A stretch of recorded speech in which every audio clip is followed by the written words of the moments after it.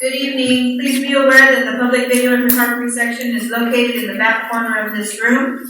We have it marked with a sign. Anyone who would like to record can do so from from your seat. We ask that you please do not come up to the podium to record a speaker. Reminder of norms of respectful behavior. Use respectful language. Be respectful of all speakers. Do not cause disruptions. Adhere to time limits. At this time, no items are reported out from closed session. We will start with our student representatives. Oh, sorry. We started the Pledge of Allegiance. Sorry.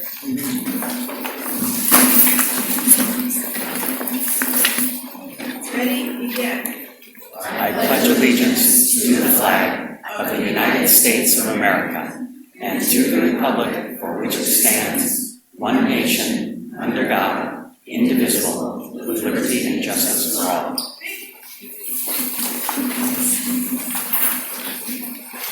Thank you. We will start with our student representatives, the best part of this night. Bella Moreno from Surfside.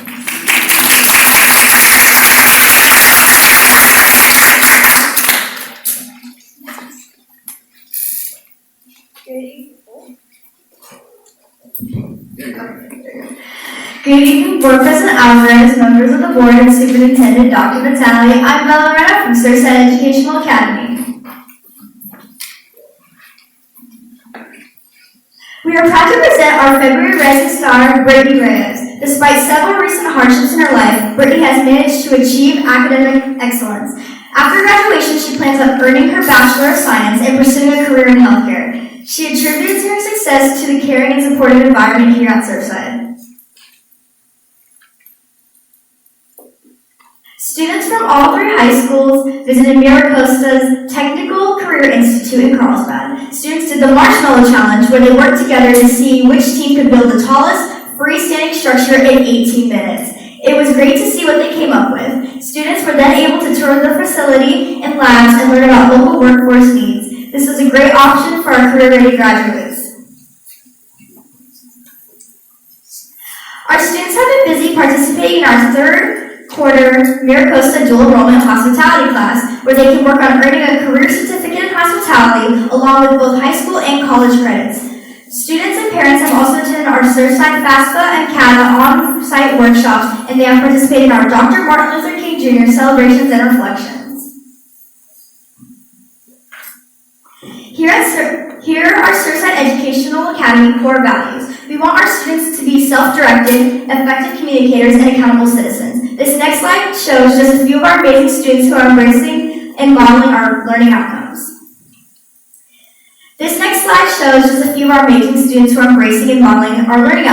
Victor Garcia was just accepted to the Oceanside Police Explorer Academy. Bella Moreno, that's me up there, recently volunteered to read to students at Laurel Elementary. Todd Barron Kent, who is taking fashion design, created and produced a stellar dress, and of course, a few of our most recent early graduates. Congratulations, Sharks!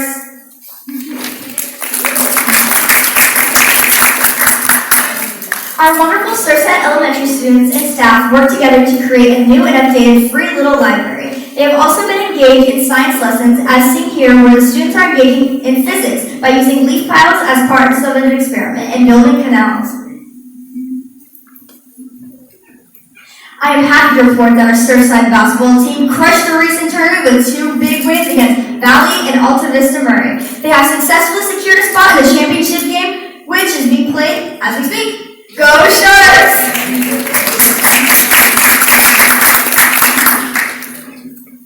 Congratulations to Ms. Hogan and Coach Donald for winning the annual Surfside Teacher and Staff of the Year Award. We are so proud of them and all they do for our students. Great job.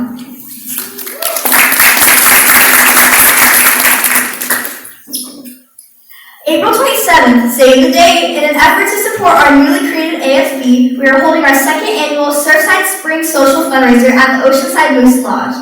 Proceeds will support school activities, clubs, and student events. We are asking for donations such as gift cards, merchandise, and any services. Thank you. Finally, we we'd like to take a moment to recognize our own very amazing Miss Stephanie Wynn, who has received chemo treatments for the past 5 months and just recently had surgery, all wearing the color pink for our great Surfside Pink Out. The staff gathered in unity to show her our support. We love you, Miss Wynn, our strong, kind, and incredible friend.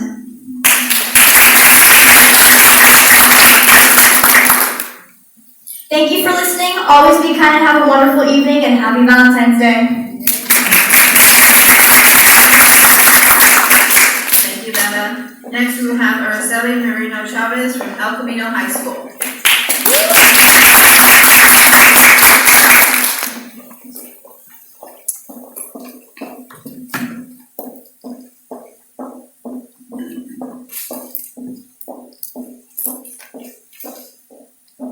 Good evening, everyone, and thank you to Board President Mrs. Alvarez and the rest of the board members, to Superintendent Dr. Vitale and her executive staff, and all who are present this evening for giving me the time to speak.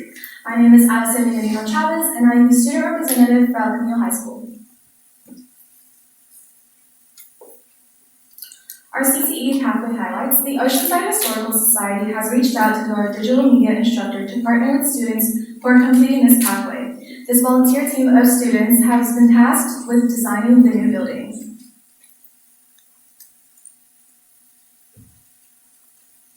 ECHS EdCamp. EC teachers held an EdCamp focusing on different instructional strategies to assist in meeting our school-wide goals. Thank you to the following teachers who presented to their colleagues: Terry Valetti, Al Rollins, Sarah Lyons, Amy Fortero, Denver Blickham, Jennifer Alfog, and Lisa Escobar. Around campus, ASB recognizes scholar students. Congratulations to all our senior students who received a star for obtaining a GPA of a 3.8 or higher. Last week, ECHS welcomed Deputy District Attorney Brooke Tefreshi for an assembly regarding the dangers of fentanyl. The JROTC program held a joint field meet with the students from the program at Oceanside High and Fallbrook High Schools. In addition, the ASVAB test will be held on March 6th.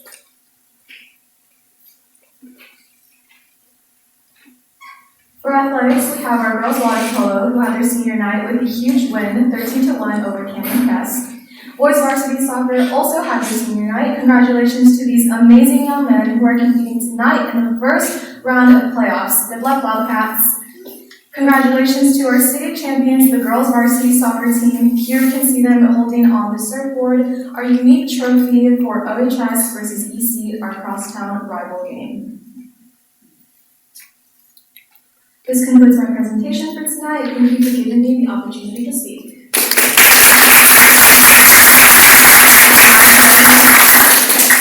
We will now go to Presley Riddle from Oceanside High School.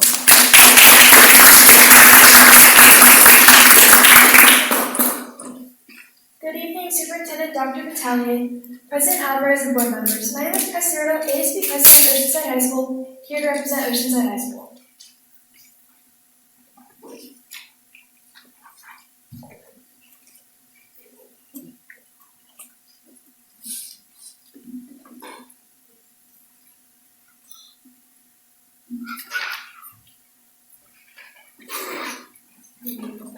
Yeah, there should be a first slide. Say that. Can you go to the first slide, please? Just let us know when.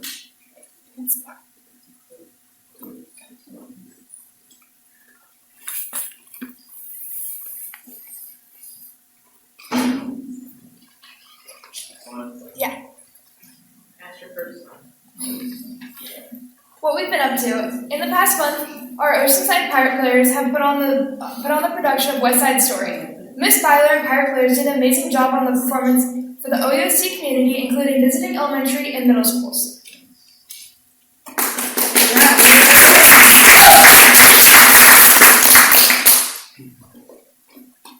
Power of Me Tour. Toured OHS to promote the Black College Expo event in San Diego on February 8th. 5 para-athletes signed to colleges. Elena Gonzalez Hughes signed to Cal State Northridge for D1 beach volleyball. Leah Nance signed to Northern Illinois University for D1 softball. Kira Brithwaite signed to Southern Baptist University in Missouri for women's soccer. Zach Small to University of Hawaii for baseball. And David Portisano for going to UC Davis for D1 football.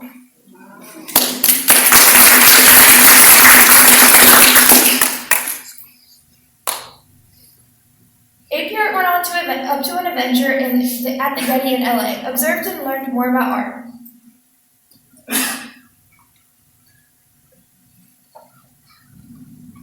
MCJROTC had their first annual field day and participated in the following events: Buddy Track, Awards Formation, Tug of War, and the eventual Tug of War Champions.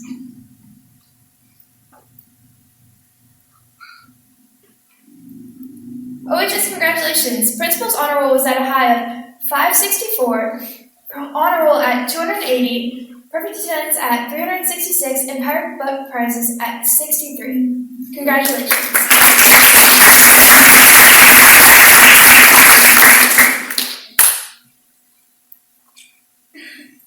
OHS congrats! OUSD Rising Star was Santiago Vega. Our pirates of the month were Grade 9, Jimena Espinoza Armenta, Grade 10, Bernice Leon, Grade 11, Haley Weimer, and Grade 12, Rebecca Droshes. Our proud pirate staff was Juan Hernandez, and our bountiful pirate was Christina Full.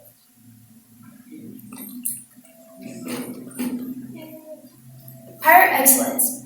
Athletes. Pirate athletes are at the top of their leagues in 2024. Boys soccer wins league championships, also #1 team in San Diego County. Girls water polo and basketball, men's soccer and basketball are all heading into the playoffs this week.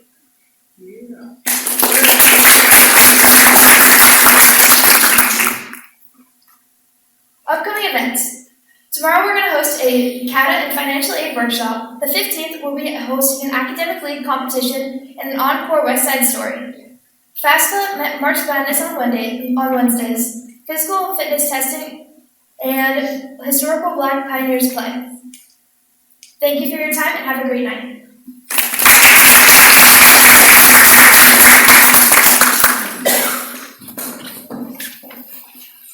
At this point, we'll call for approval of the agenda. Call for a vote. Do I hear a motion? I'll make a motion to approve. I'll second. I have a first and a second. All those in favor, say aye. Aye. Thank you. Motion passes. We will now move forward to superintendent's report. So I have a few things I'd like to report tonight. I'd like to start with a special presentation. So I invite Board President Alvarez and Board President, Vice President Dr. Begin to go to the podium, please.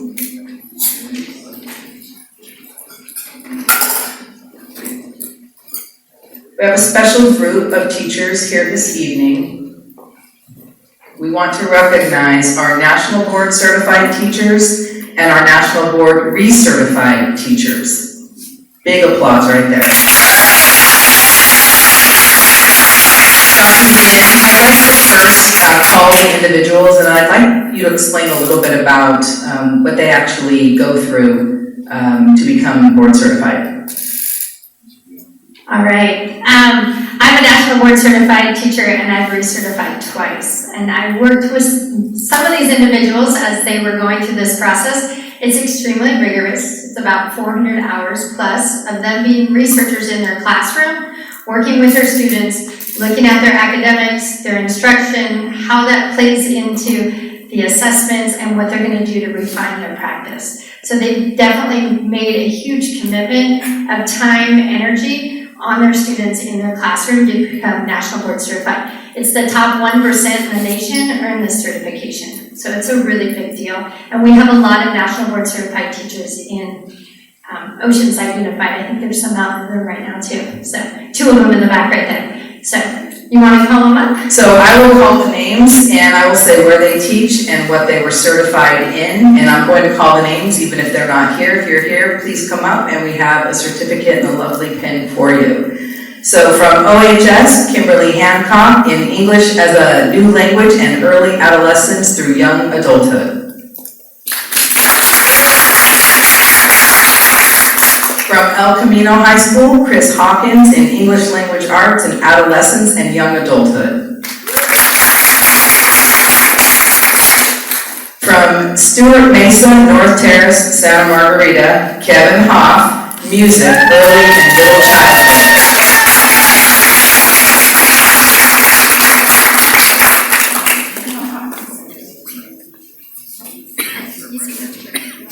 We're gonna do pictures. Awesome. From Fusat, Amanda Montoya, literacy, reading language arts, early and middle childhood.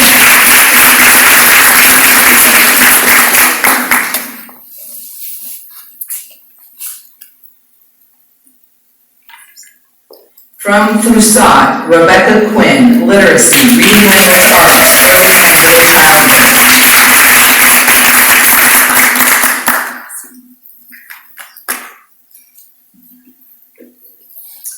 From Fusat, Veronica Thomas, generalist, middle childhood.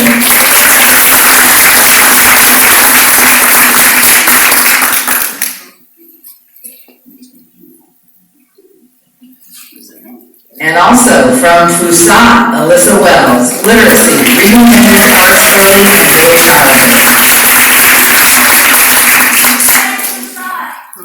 Fusat's in the house for sure tonight. Now for our recertified, National Board Certified teachers, from Libby Elementary, Avelina Apolinar,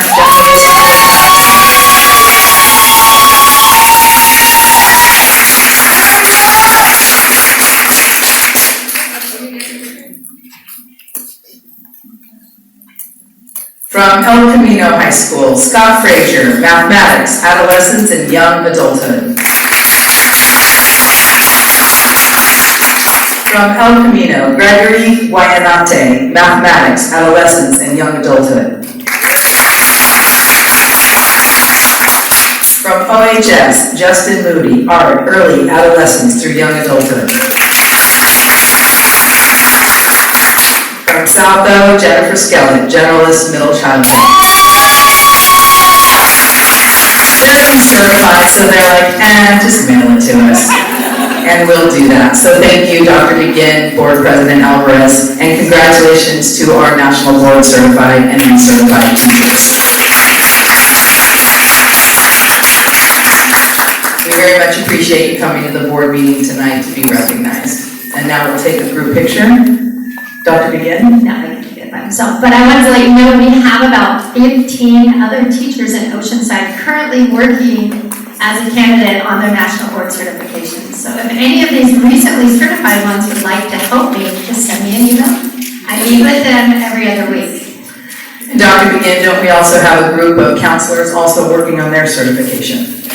All the elementary school counselors are working on their National Board certification and school counseling right now. Incredible.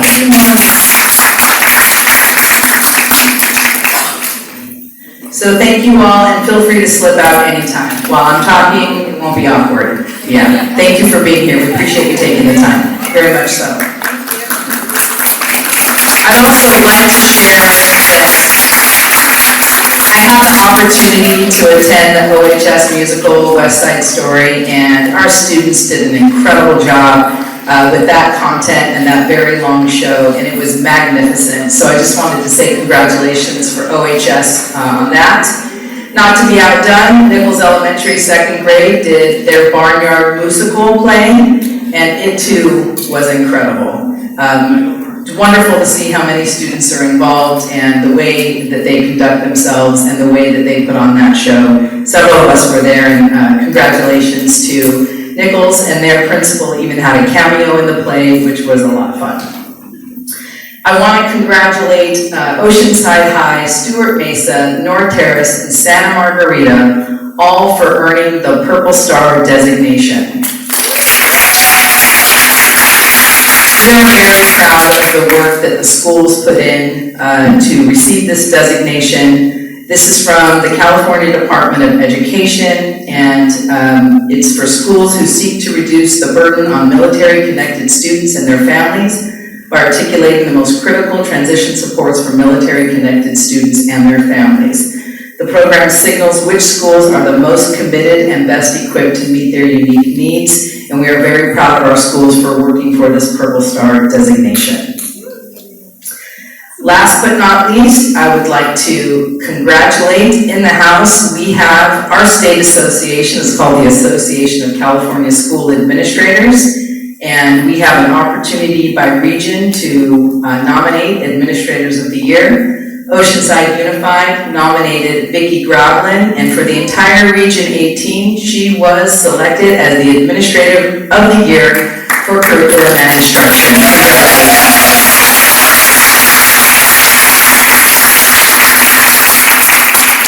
So well deserved. And with that, my report is concluded. Thank you. We'll move on to board reports.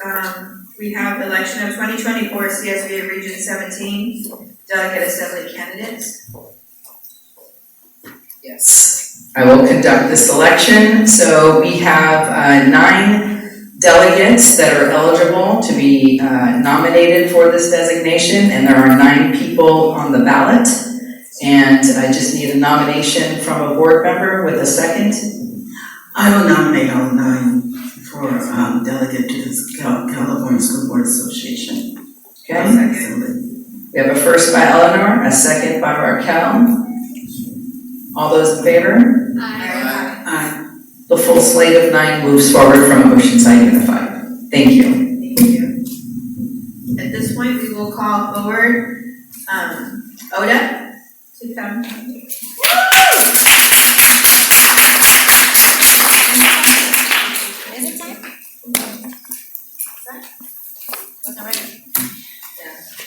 Okay, good evening all. My contacts are working, so you get to see this. I can't see you guys at all, so. Okay, good evening all. With it being Black History Month, I thought we would have a quick little history lesson since I'm no longer in the classroom, but I am National Board Certified Early Childhood Generalist. By the way, I got in the last 10-year maintenance certification, so I don't have to recertify for a long time.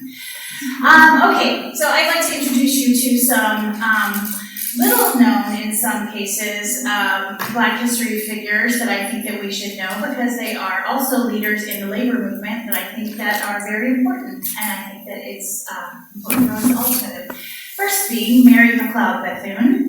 Please forgive my mispronunciation of names. In 1904, with $1.50 and 5 young students, the now legendary Mary McLeod Bethune started a school for Black girls in Florida that became today's Bethune-Cookman University. 2 decades later, Bethune was elected as the first woman president of the National Association of Teachers in Colored Schools, later renamed the American Teachers Association, which would eventually merge with the National Education Association to become the union we know today. After serving as their president, she would be appointed Director of African American Affairs by U.S. President Franklin Delano Roosevelt, and later founded the National Council of Negro Women. Throughout her life, she broke through boundaries and used her platform to advocate for Black and women workers.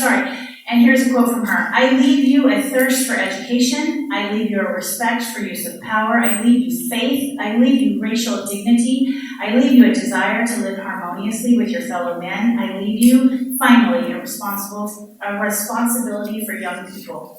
Next, A. Philip Randolph. He worked with porters in the Chicago-based Pullman Palace Car Company to form and organize the Brotherhood of Sleeping Car Porters. When the union was finally recognized in 1937, it became the first predominantly Black labor union in the nation. Throughout the next 40 years, Randolph continued to be a pioneer for the connected causes of racial and economic justice. During World War II, Randolph helped lead the fight to end discrimination in the defense industry and military, paving the way for the desegregation of the armed services. Randolph served as one of the first 2 Black vice presidents of the now AFL-CIO and founded the Negro American Labor Council.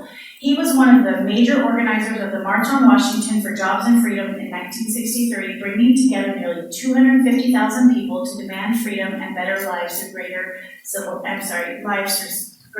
rights.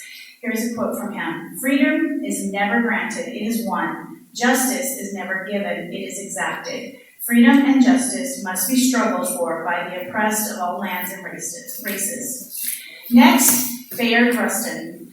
He was born into a family of Quakers and activists in Pennsylvania, and he dedicated his life to the philosophy of nonviolence and the fight for human rights. He saw the interconnection between global struggles for racial, economic, and social justice. He co-founded the Congress of Racial Equality, helped lead the 1963 March on Washington, advocated for LGBTQ plus rights, organized for worker empowerment, and demanded greater HIV/AIDS education. Unfortunately, despite his work for human rights for all, as a gay Black man, he was often pushed behind the scenes of these movements, his role in history all too often forgotten. Here's a quote from him. "We are all one, and if we don't know it, we will learn it the hard way." Next, Hattie Canty. She moved with her family from Alabama to Las Vegas in 1972. She felt that the labor movement there was intrinsically linked to the struggle for racial justice she had seen in Alabama. While she worked several jobs on the Las Vegas Strip, she became active in her union and became the first Black woman president of the Culinary Workers Union in 1990. Here's a quote from her. "Anytime I fight for anything in this labor movement, it benefits me in the civil rights movement." And next is a more recent advocate. Chris Smalls is a leader shaping the direction of the labor movement even today. In April 2021, he began to work with some workers and started to call themselves the Amazon Labor Union. Even at that time, most of the country thought that unionizing Amazon staff was an impossible task. But on April 1st, 2022, the ALU proved doubters wrong. The workforce at the Amazon Staten Island warehouse voted to establish a union, and this success is part of a new wave of union activism, pulling modern organizing tactics into the long legacy of fighting for labor rights. There's a quote from him. "We don't need millions of dollars, we just need people's power and the power of the community behind us." So I want to thank all of these because these helped that interconnectedness of civil rights movement, the fight for equality, and the labor movement, because they all do work together. So finally, I want to acknowledge two very important people in our local history. In our Oceanside Teachers Association, we've only had 2 Black Oceanside Teachers Association presidents in all the years of our association. I lost my last piece of paper, but that's okay, I know who they are. David Lee and Lillian Adams. Interestingly, they were both school counselors, which I found interesting, and one of them went on to be an OUSD school board member. Lillian Adams served on our school board for a long time. So I want to thank them for not only serving as our OTA president, but also for being part of the fabric that makes all of us who we are today. Thank you for all of you serving here. Thanks. Bye.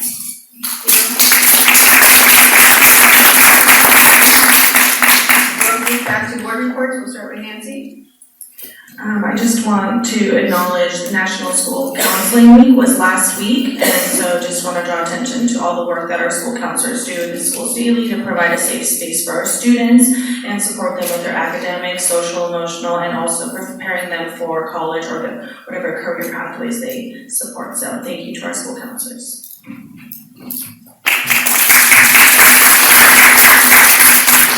We'll move on to Mike Blessing. I just want to acknowledge attending the celebration of life service for Mickey Sanders, who was a longtime teacher for Oceanside District and known by many wide and far. It's just a huge crowd at his celebration. Pastor did not know what to do with everybody, but everybody was very happy being with him and celebrating his life. He wanted a party and he got one. The other thing I just wanted to note was that I've been to a couple of El Camino basketball games, as you know, but last week they honored Eric Ford for his 20 years of serving as the water boy, floor wiper-upper, and all-around support staffer to the El Camino Wildcat team as well as the track team. And they had a nice little ceremony at halftime for that by the coaches. Finally, I just would like to note that I noticed that Mike Richardson, who comments here quite often, got appointed by Victor Roy to the City Treasurers Committee, and I want to congratulate him on that, and I'm certain that he'll grow to learn about some regulations and government expenditure and rules that you're going to have to follow when you get in those kinds of situations like we have here. So that's it. Thank you. We'll go to Eleanor. Thank you. You know, as was announced by the older president, February is Black History Month, It originally started off as Negro History Week and was organized by Dr. Carter Woodson, who was a graduate of Harvard University and a professor emeritus at Howard University. In 1974, President Gerald Ford expanded it to a month and changed the name to Black History Month. Okay? I don't know who's here from Measure W, our Independent Citizens Bond Oversight Committee, but I'm a member of the San Diego Taxpayer Association Board of Directors, and in June we'll be doing another evaluation in terms of Measure W. And I'm really looking forward and excited. As you know, Oceanside received the highest rating for our Measure W bond.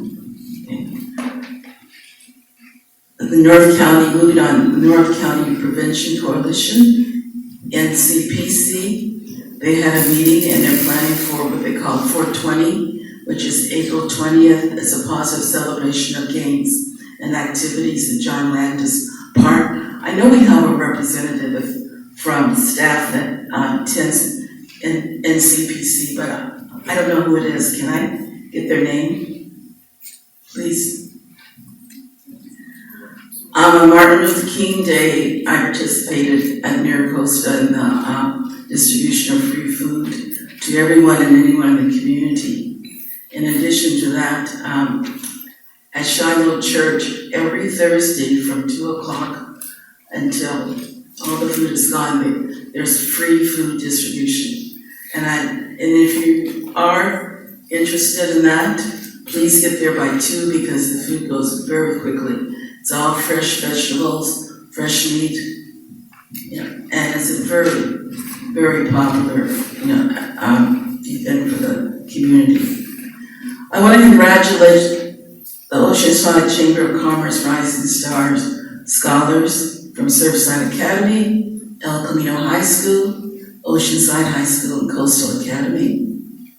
And at this point, I'm going to insert. I've been appointed as the Region 17 CSBA Director for the Board of Directors for CSBA, California School Board Association. And in the process of just getting information and all the things associated with the position, I came across a paper stating this year, out of the 41 districts in San Diego County, Oceanside is ranked 13th. I think that's phenomenal. I think 6 years ago, it wasn't Oceanside, people were calling us Ocean Slime. You turned on YouTube and all you saw were gang fights. We've come a long way. We've come tremendously ahead compared to other school districts. We have made phenomenal progress. And I think all of you should be very proud of that, okay? All right, the Community Housing Works Board is partnering with Oceanside to provide after-school program and an iReady program in math as well as in reading. The Community Housing Board, they're the ones that built all of those beautiful apartments on Mission Avenue, and as well as apartments on Old Oak Road, as I pronounce it, okay. And I'd like to thank the San Diego California Teachers Association for honoring the San Diego County School Board members at their breakfast last weekend. And, we talk about Black history, 1 month out of the year, but we also need to talk about ethnic studies, which should be every day, okay? Black history is the opportunity to honor the accomplishments of Black Americans in every endeavor throughout history. Oceanside Unified School District has made history again for academic achievement. As I stated earlier, we're ranked 13th out of 42 districts in the whole realm of Common Core classes, academic achievement. The purpose, but we need to look at ethnic studies. Ethnic studies is designed to develop and enhance stronger analytical still thinking, in-depth writing and research, and creative thinking skills. In Oceanside, our classrooms reflect the learning community of Oceanside because Oceanside Ethnic Studies is written by the educators of Oceanside, advocated, approved, and is accountable to the Oceanside community of learning. Ethnic Studies was rolled out in Oceanside more than 2 years ago, far ahead of the state California mandates, and is aligned with the California state standards. We have become the role model for the state and basically for the entire USA. We're doing ethnic studies right, and we will continue to do it right. Thank you. Thank you. I have no report, I will take them already. Thank you. I just have one thing to share. Well, a couple. I went to that barnyard musical. It was so much fun. I love Run Littles and our staff and how it's actually a teacher that was there years ago who comes back every year to work with our second graders to put this barnyard musical on every year, and it is amazing. She's an music. Oh, is she? Okay, so there you go. She's amazing all the way around. I also went to West Side Story, which is also amazing. They did an amazing job in their production and all their work that they put into it for the last 7 months. They did a great job. So congratulations to all our little actors and our music our students that we have within our district, and even for our staff. But that's a lot of time and extra time that you all put in, and I thank you all for that. To our parents who continue to make sure that our students are available to do those things. I was able to see our wellness center in action also at Oceanside High School, to be able to have our students come in, because we had was it snowball, it was winter formal, and they were able to come in, get some clothes, get some actual gowns that were donated, and to be able to participate in winter formal that they wouldn't necessarily ever have been able to do, because if they didn't have the money to be able to go buy something or to be able to buy a ticket or anything like that. All of that was made possible partially by, a lot of it by TC, and the Wellness Center was, obviously put together by Unite, an organization that came in and actually put, this whole place together for Oceanside High School. But to actually see everything come in full circle, of being able to put the clothes in there, after many hours of just going in and just hanging all these clothes and thinking, okay, we're never going to see any of it leave here, but to be able to see a ton of it, be able to go out this past week was amazing. And just to be able to see the smile on these students' faces, to be able to go and experience something that they otherwise would never have been able to experience, just made my heart just melt. So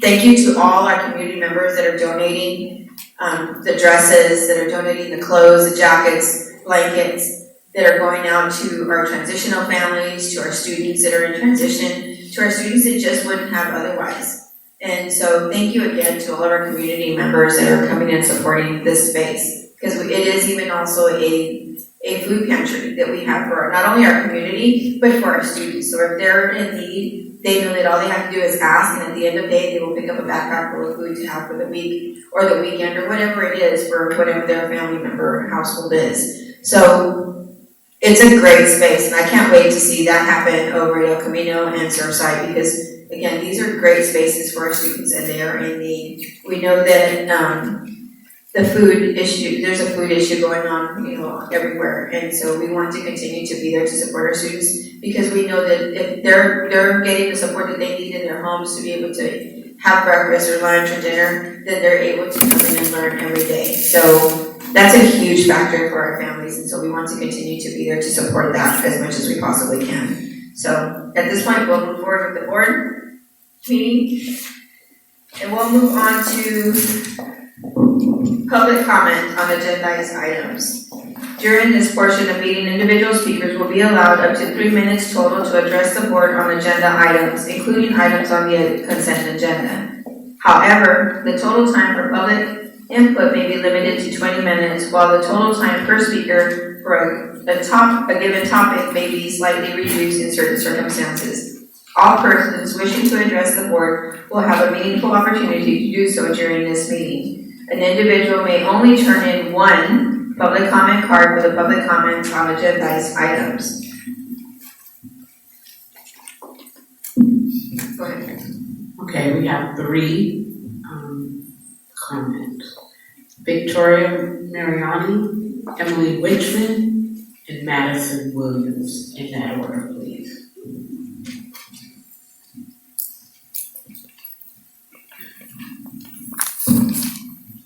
Hi, I'm talking about the item NN School Accountability Report Card. Reading through the document highlights an ongoing point of contention that I have with OUSD leadership and our trusted board members. The School Accountability Report Card lists Oceanside Unified School District's highest paid teacher's salary as $107,875. An average elementary school principal salary is listed at $136,663, and our superintendent's salary is listed as $274,961. So the difference between our highest paid teacher salary and an average salary elementary school principal is roughly $28,788. Our superintendent's salary is double our highest paid teacher salary, plus an additional $59,211. I've asked time and time again for our board to do away with the practice of Me Too raises for admin. It has been said that our superintendent, Dr. Vitale, has stated that the Me Too raise is OUSD's practice and it's just what we always do. But if that rationale was justified, prudent, and historically used in our great country, then women and blacks wouldn't have the right to vote, and same-sex couples would not have the right to marry. And if it is in fact our standard practice, then having Dr. Norman and Dr. McIntyre as part of the bargaining committee feels like it might constitute a conflict of interest, because they're in fact bargaining for their own salary increase. So they're going to negotiations knowing that it's common practice of the district leadership and the board to give them the same raise that OUSD negotiates for. Many of our OUSD classified staff currently make less money than local fast food employees. I know of one who has worked in the district for 10 years, and her monthly take-home pay, she told me, is $1,700 a month. It's quite clear that a raise for admin is not the same as a raise for certificated and classified employees. Admin already make considerably more money than ODA and CSEA members, so they are not in need of rubber stamped Me Too raise. I am again asking the board to put an end to the era of Me Too raises and use common sense when considering which employees in the district truly need to be paid a higher salary. Let's use common sense to give more to those who have less and not more to those who already have more. Remember, OUSD can't even keep our classified instructional aid positions filled. Nobody wants to work for peanuts.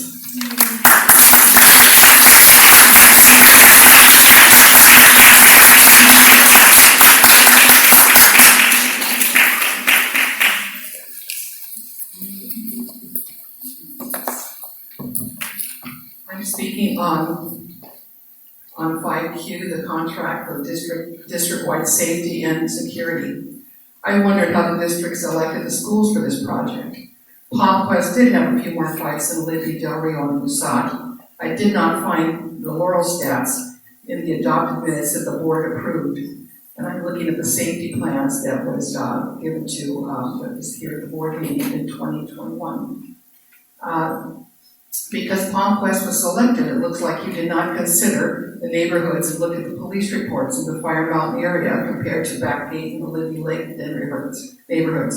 If you're spending $407,000, I think you would consider that asset. I also looked at the middle schools to see which one had the most incidents. While spending $480,000, they did all look similar, but in studying the stats for Jefferson and Chavez, in 15 of the categories of incidents, they were all the same number. In fact, 2 of the safety assessment data for Jefferson, on page 2, the data for Jefferson says Chavez Middle School. So as of April 13th, 2021, you as a school board approved the wrong safety plans for Jefferson. If you looked at El Camino safety assessment data, you would have seen 32 threats of fights, 7 assaults fights, 27 incidences of drugs, 10 incidences of intimidation and harassment. So there is a total of, at El Camino High School, 2021,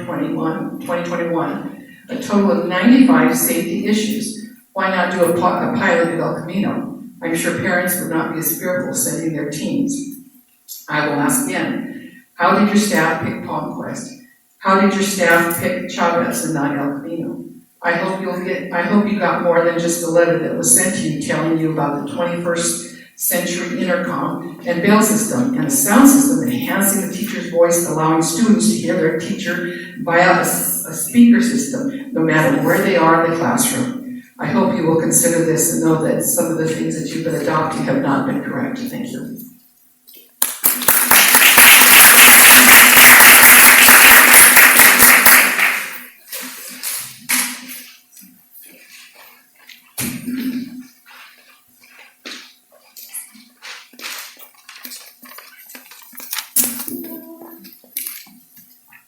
Hi, I'm Maddie. I wanted to talk about the positive school climate and equity thing Dr. Sparks is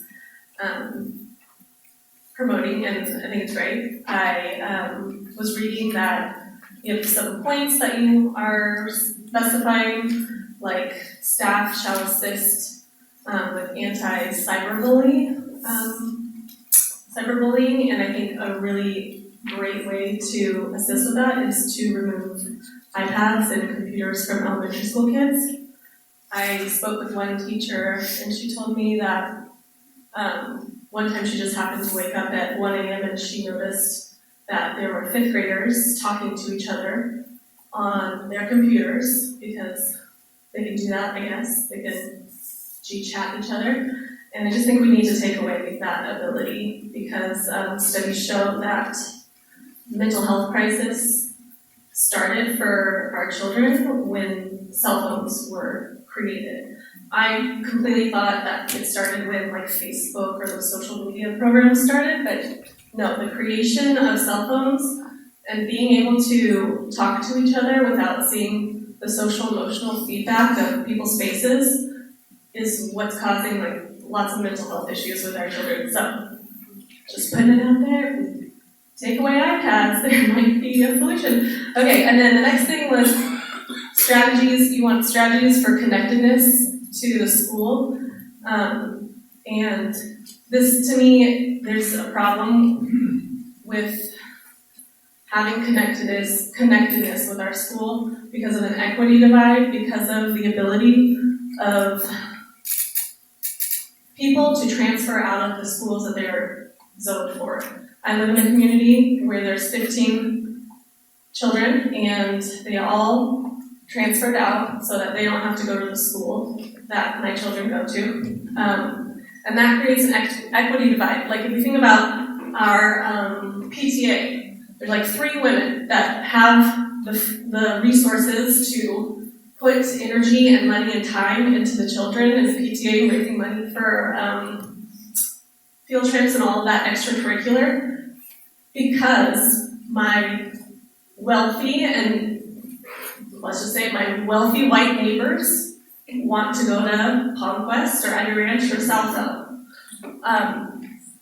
And it creates problems because we need to have these more resources for the communities that can't give back to their school, like to carry them on the shoulders of the people that can. It's impossible with transferring out. Thank you.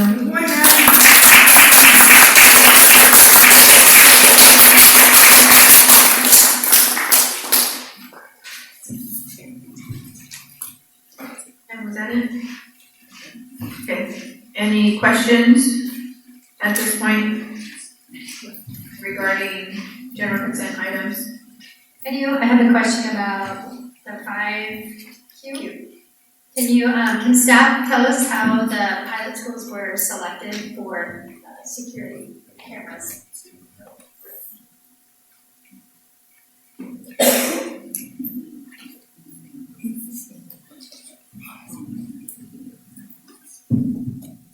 Yes, thank you for the question. We intend and endeavor to have all of our schools have enhanced safety systems and improved safety measures across all of our schools and all of our campuses. We have to begin with 2. The board gave us approval to pilot 2 of our schools, so we chose 2 that we knew were ready and prepared and were open and willing to make be part of the pilot project, and so those were two of the several schools that would be wanting to participate, but we intend to have it at all schools, and grow the safety enhancements and measures across the district. What's the plan to have them in all schools then? What time frame roughly? Assuming it's successful pilot. Right, considered a successful pilot, so we aim to start after spring break and go to the end of the year, collecting data from those two pilot schools. We would probably have a 2-year period where we could roll this out into all schools, all 22 schools across the district. And on top of the in-camera in-classroom cameras, we also have outdoor security cameras as well, right? In some of our campuses. Dr. Moore can speak to that as well. Correct, we have just started installing the exterior cameras. I believe Ivy Ranch rolled out this week, and we have a schedule to continue rolling them out. So that was something that's been in the works for quite a while, and we're excited that it's happening. It will be completed by August. Correct. Completed by August, we'll put it in here.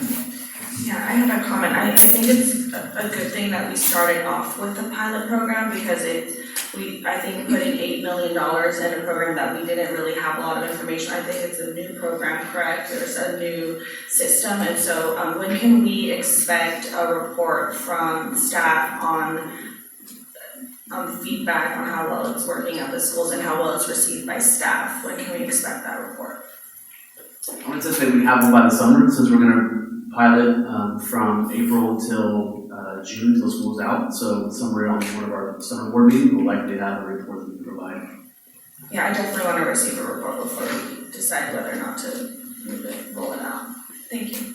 With the film from the camera, is it stored or is it centralized? Or is everything just on site? So then, Which system are you talking about?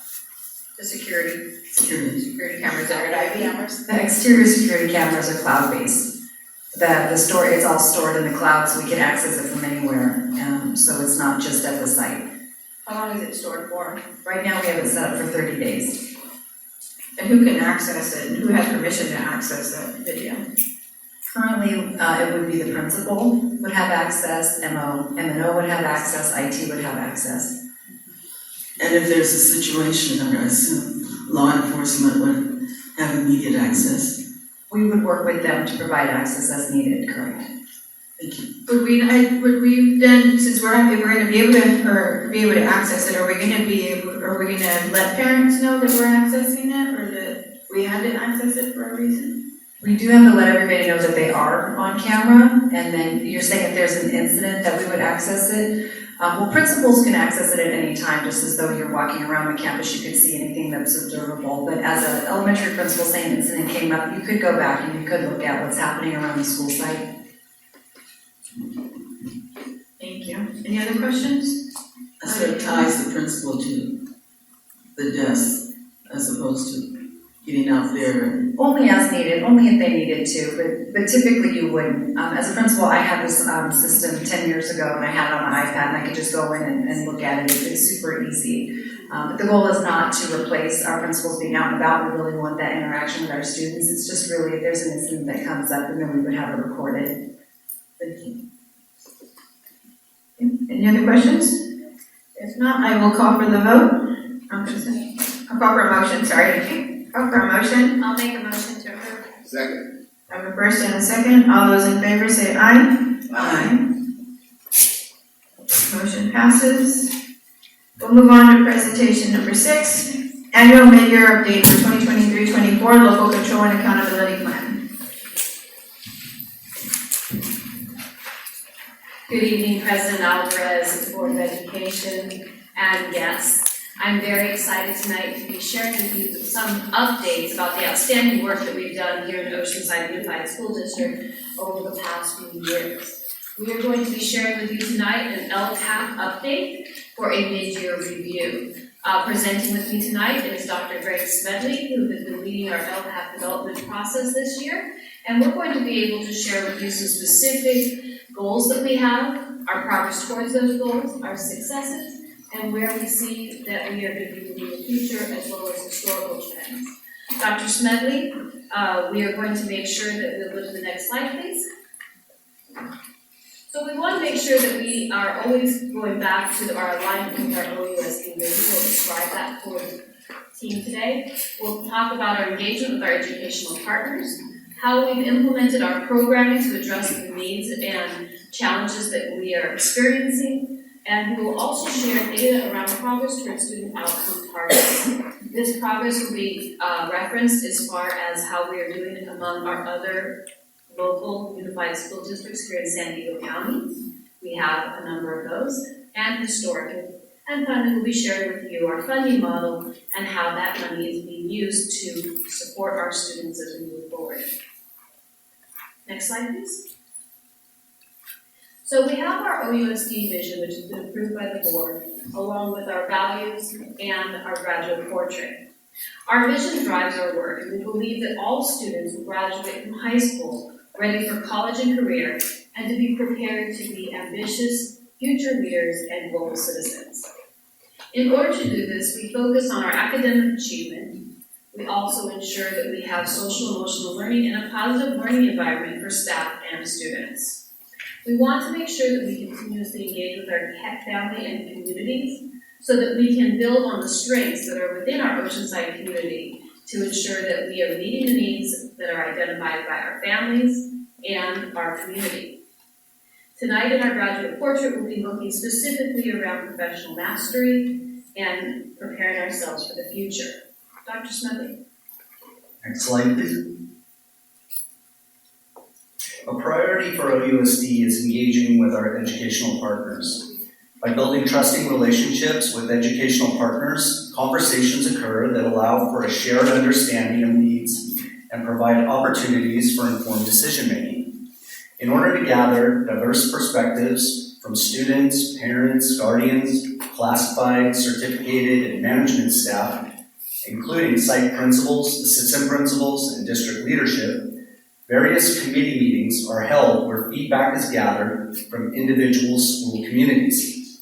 The feedback is reviewed to guide district-level committees, such as the LCAP committee, in making recommendations on how funding could be utilized to address specific needs while staying in alignment with our district initiatives and priorities. In addition, at school sites, principals collaborate with their school teams and school site council to brainstorm opportunities for improving learning outcomes for our students. Information gathered from sites is curated at the district level to identify trends and common practices that we can leverage across OUSD. Next slide, Dr. Levy. We'll be discussing our program implementation. Over the past year, we've shared our programs and data with the Board of Education several times. This includes our California local dashboard data, our student achievement data that we've shared based on our LCAT metrics. We've been sharing with you about our community schools that are in demand here in our local area. We've talked about the science of reading and our improvement in literacy, and about how we provide professional learning for our high-quality teaching staff. Next slide, please. I'm very excited to share with you our academic achievement and what we're doing in order to ensure that all of our students have the opportunity they deserve when they become adults. First of all, I'd like to lead with our 32 National Board Certified teachers, of whom many of you met this evening. As in our district, we have about 4% of our staff actually have board certification. As Dr. McGinn shared with us earlier this evening, nationally, it's about 1% of teaching staff. So the teaching staff here in Oceanside is highly qualified and dedicated to the profession.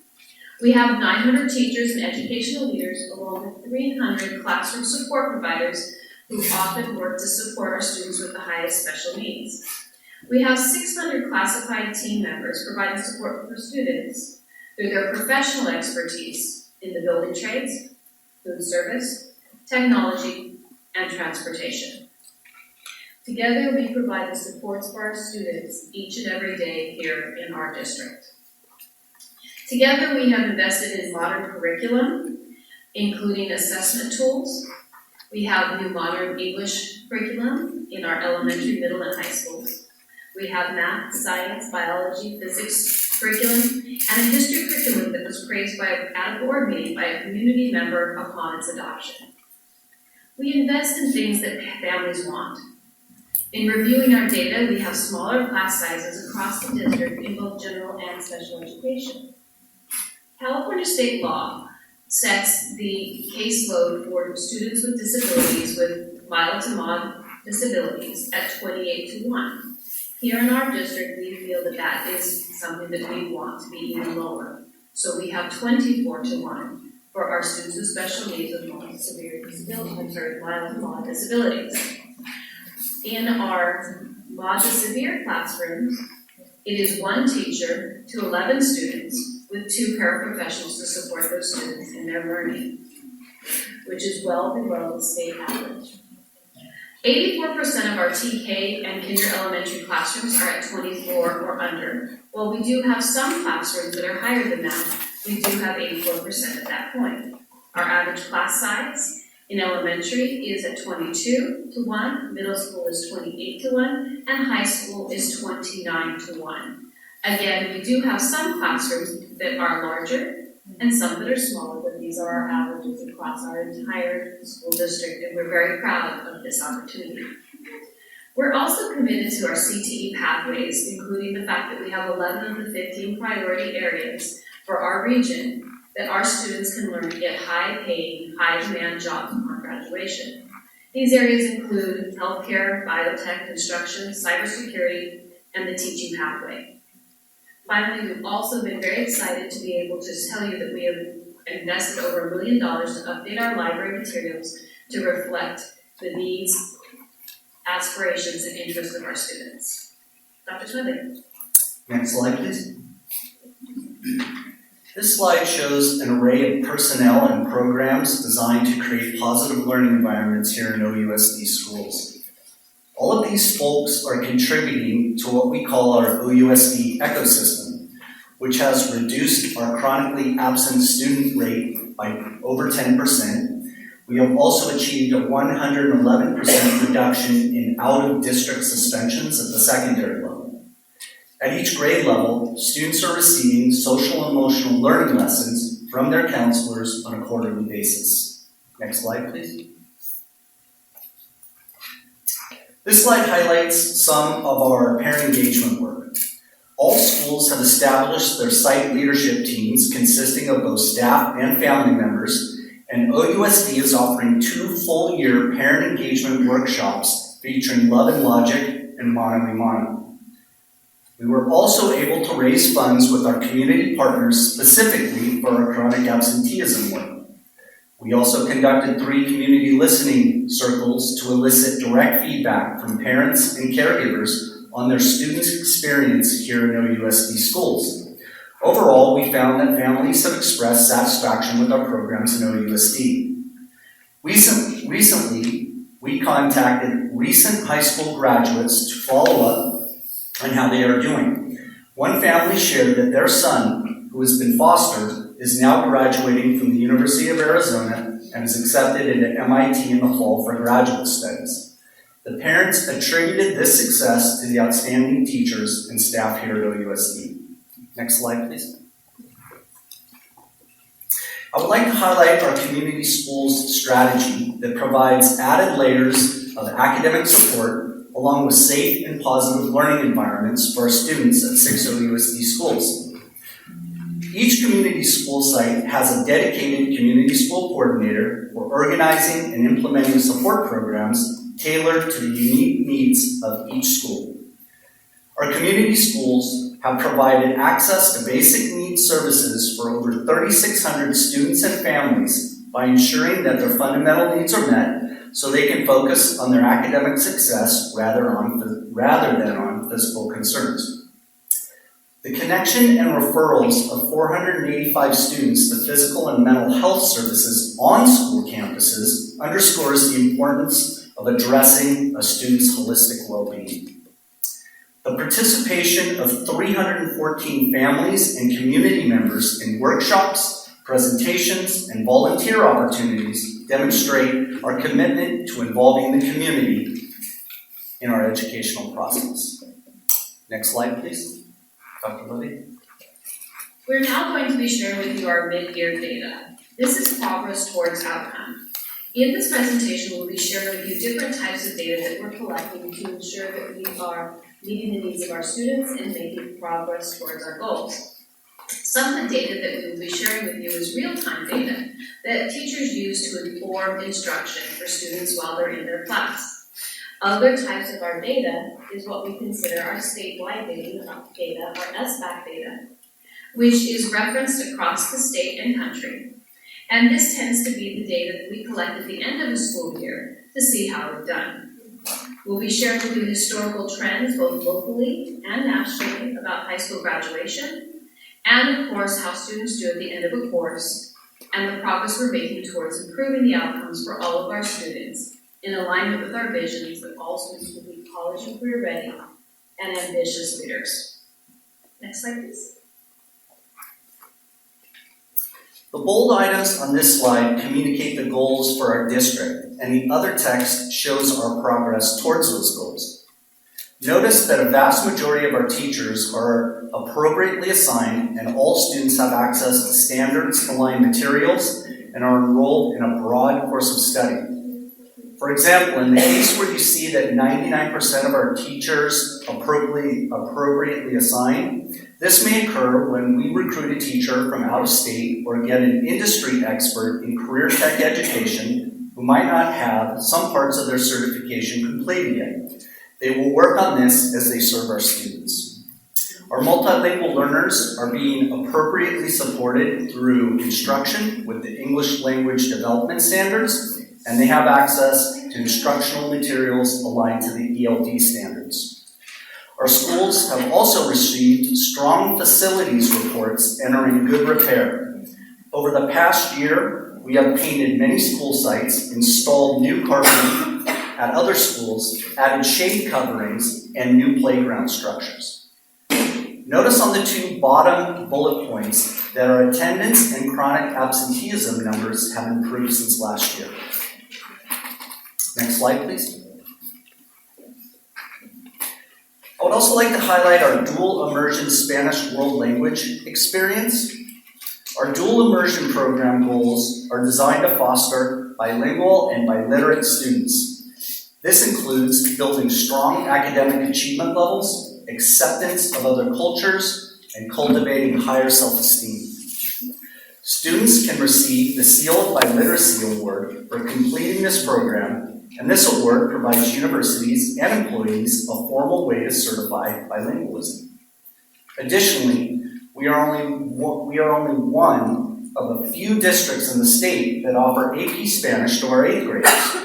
We have outstanding success in helping them achieve college credit in middle school through this program. Next slide, please. Here you are seeing the California dashboard for OUSD. The dashboard is an online tool that displays a number of indicators for districts, schools, and student groups on a set of state and local measures to assist in identifying strengths, challenges, and areas in need of improvement. The California School Dashboard, which became the state's main accountability measure for students, started in 2017, was paused during COVID, but is now back online. While our outcomes on this tool are not what we hoped for, we are working to address the challenges facing our students in meeting these targets. Next slide, please. Dr. Levy. Thank you. This slide shows us our yearly snapshot of data that is collected at the end of each year. This data is what we would refer to as summative or end-of-year data. This is an average of student data. Some students will score higher and others will score lower. What we see from this data is that in English language arts, students who meet or exceed the state standard for this year is about 40%. And if you look at the bottom of the slide, in grades 3, last year the 3rd graders made progress from 3rd to 4th grade, and from 4th to 5th grade, and from 6th to 7th grade. Next slide. As we look at this data, we also must keep in mind that this data does not impact their grades, graduation, or promotion. This is information for us to look at our instructional program. In math, that we have seen that we have made some progress in this measure as our overall average has improved year over year. But in order to better understand our outcomes, we must reference our progress against other unified school districts in San Diego County. Next slide, please. San Diego County has 42 districts.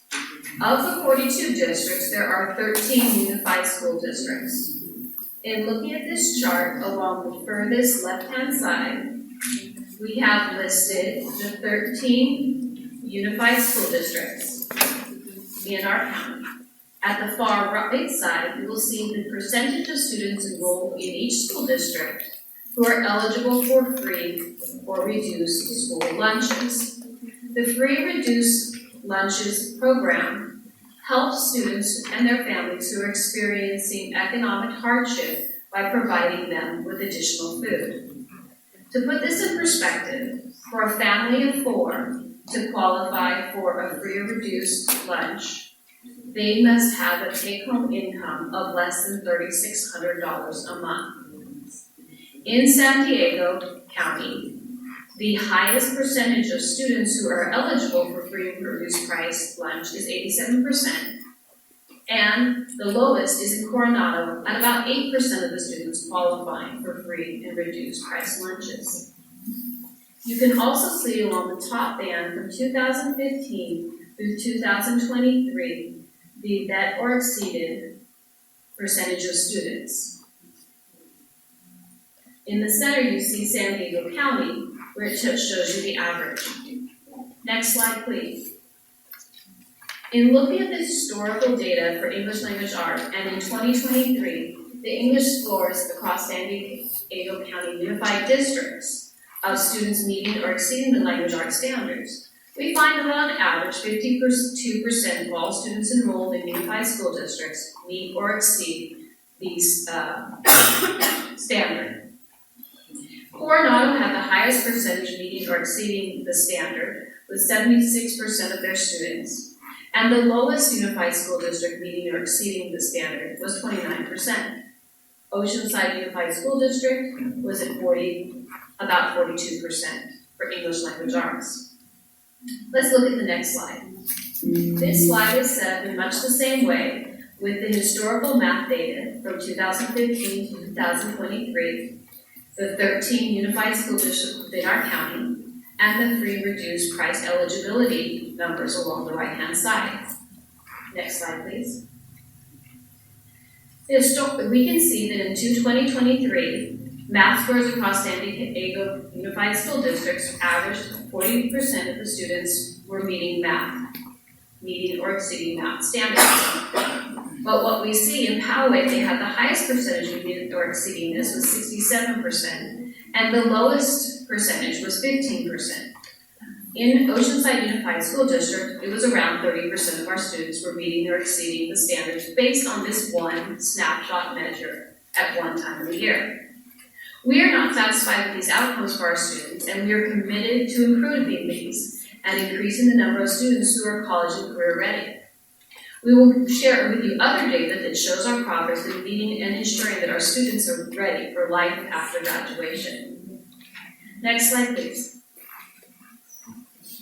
Historically, we have information across our nation around the number of percentage of students who graduate from high school. As you can see on the left, this is the base data that is collected by the National Department of Educational Statistics. And what you see by decades is in 1940, around 24% of all people 25 years or younger who had attained a high school diploma. Moving on, you see it from 1950 through 2020. So nationally, we see that over time, larger and larger percentages of our students are attaining a high school diploma nationally. And our local data is also indicating the same improvement over time. Next slide, please. Our historical data over graduation, also benchmarking against the 13 unified school districts here in San Diego County, again noted on the left-hand side, is a slightly different measure. This measure only collects data on students who graduate high school within 5 years of entering their freshman year. The previous information that I shared with you was all people under 25, so a larger length of time for people to complete graduation from high school. What we see in this is that we also have a county average of around 88.90%. If we go on to the next slide, we see that Oceanside Unified School District's graduation rate is higher than our county average, something that we're very proud of. Next slide, please. We can also see that we believe that our students are very capable of achieving at the highest levels. We know that we have students who take advanced placement courses, which are ensuring that students have a rigorous course of study that prepares them for college and also allows them to earn college credit while in high school. As you can see, in 8th grade and 9th grade, we have a smaller number of students who are earning AP credits. However, this is very high when compared to the statewide average. Next slide, please. As we look, we have another way that students are looking to improve their college credits in high school. This is our dual enrollment rate. We work with Miracosta Community College to ensure that our students have the opportunity to take college-level courses while in high school. And at times, those same courses count for both college credit and high school credit. Historically, you can see that we have continued to grow in the number of students who are enrolled in this program. This number is indicating the total number of classes taken. Some of these were classes taken by one student who might have taken 2 or 3 courses. The courses are offered to our students are high interest, aligned to high quality jobs, and the student success is evident. We have around 78% of all students enrolled in these college courses successfully completing those with college credit. Next slide, please. In looking at this, we also want to compare ourselves with our local high school districts. The reason that we do not have all 13 unified school districts on this slide is because each community college specifically serves a particular area. Miracosta College serves Carlsbad, San Bernardino Union High School District, and Oceanside Unified School District. Vista and San Marcos are served by Palomar College. In looking at the data provided to us by Miracosta College, you can see that Oceanside far outranks our other 2 local districts in the number of our students who are in the dual enrollment program in this year. Next slide, please. We also want to be looking at our data for our younger learners, our iReady data. Our iReady data is a way that we can take snapshots over time of student progress based on what they're doing in the moment. This is actionable data for our teachers who can use this to adjust their instruction and provide additional support and small group instruction in order to improve outcomes for students. We administer our iReady reading assessment 3 times a year. What you see on this is that we had a fall assessment and a winter assessment where we had a 3-point increase in meeting standards. The green band is those students who are meeting or exceeding the state standard target as measured by the iReady, and the red of those who are 2 or more grade levels below. What we want to see is the increase in the green and the reduction in the red section. Next slide, please.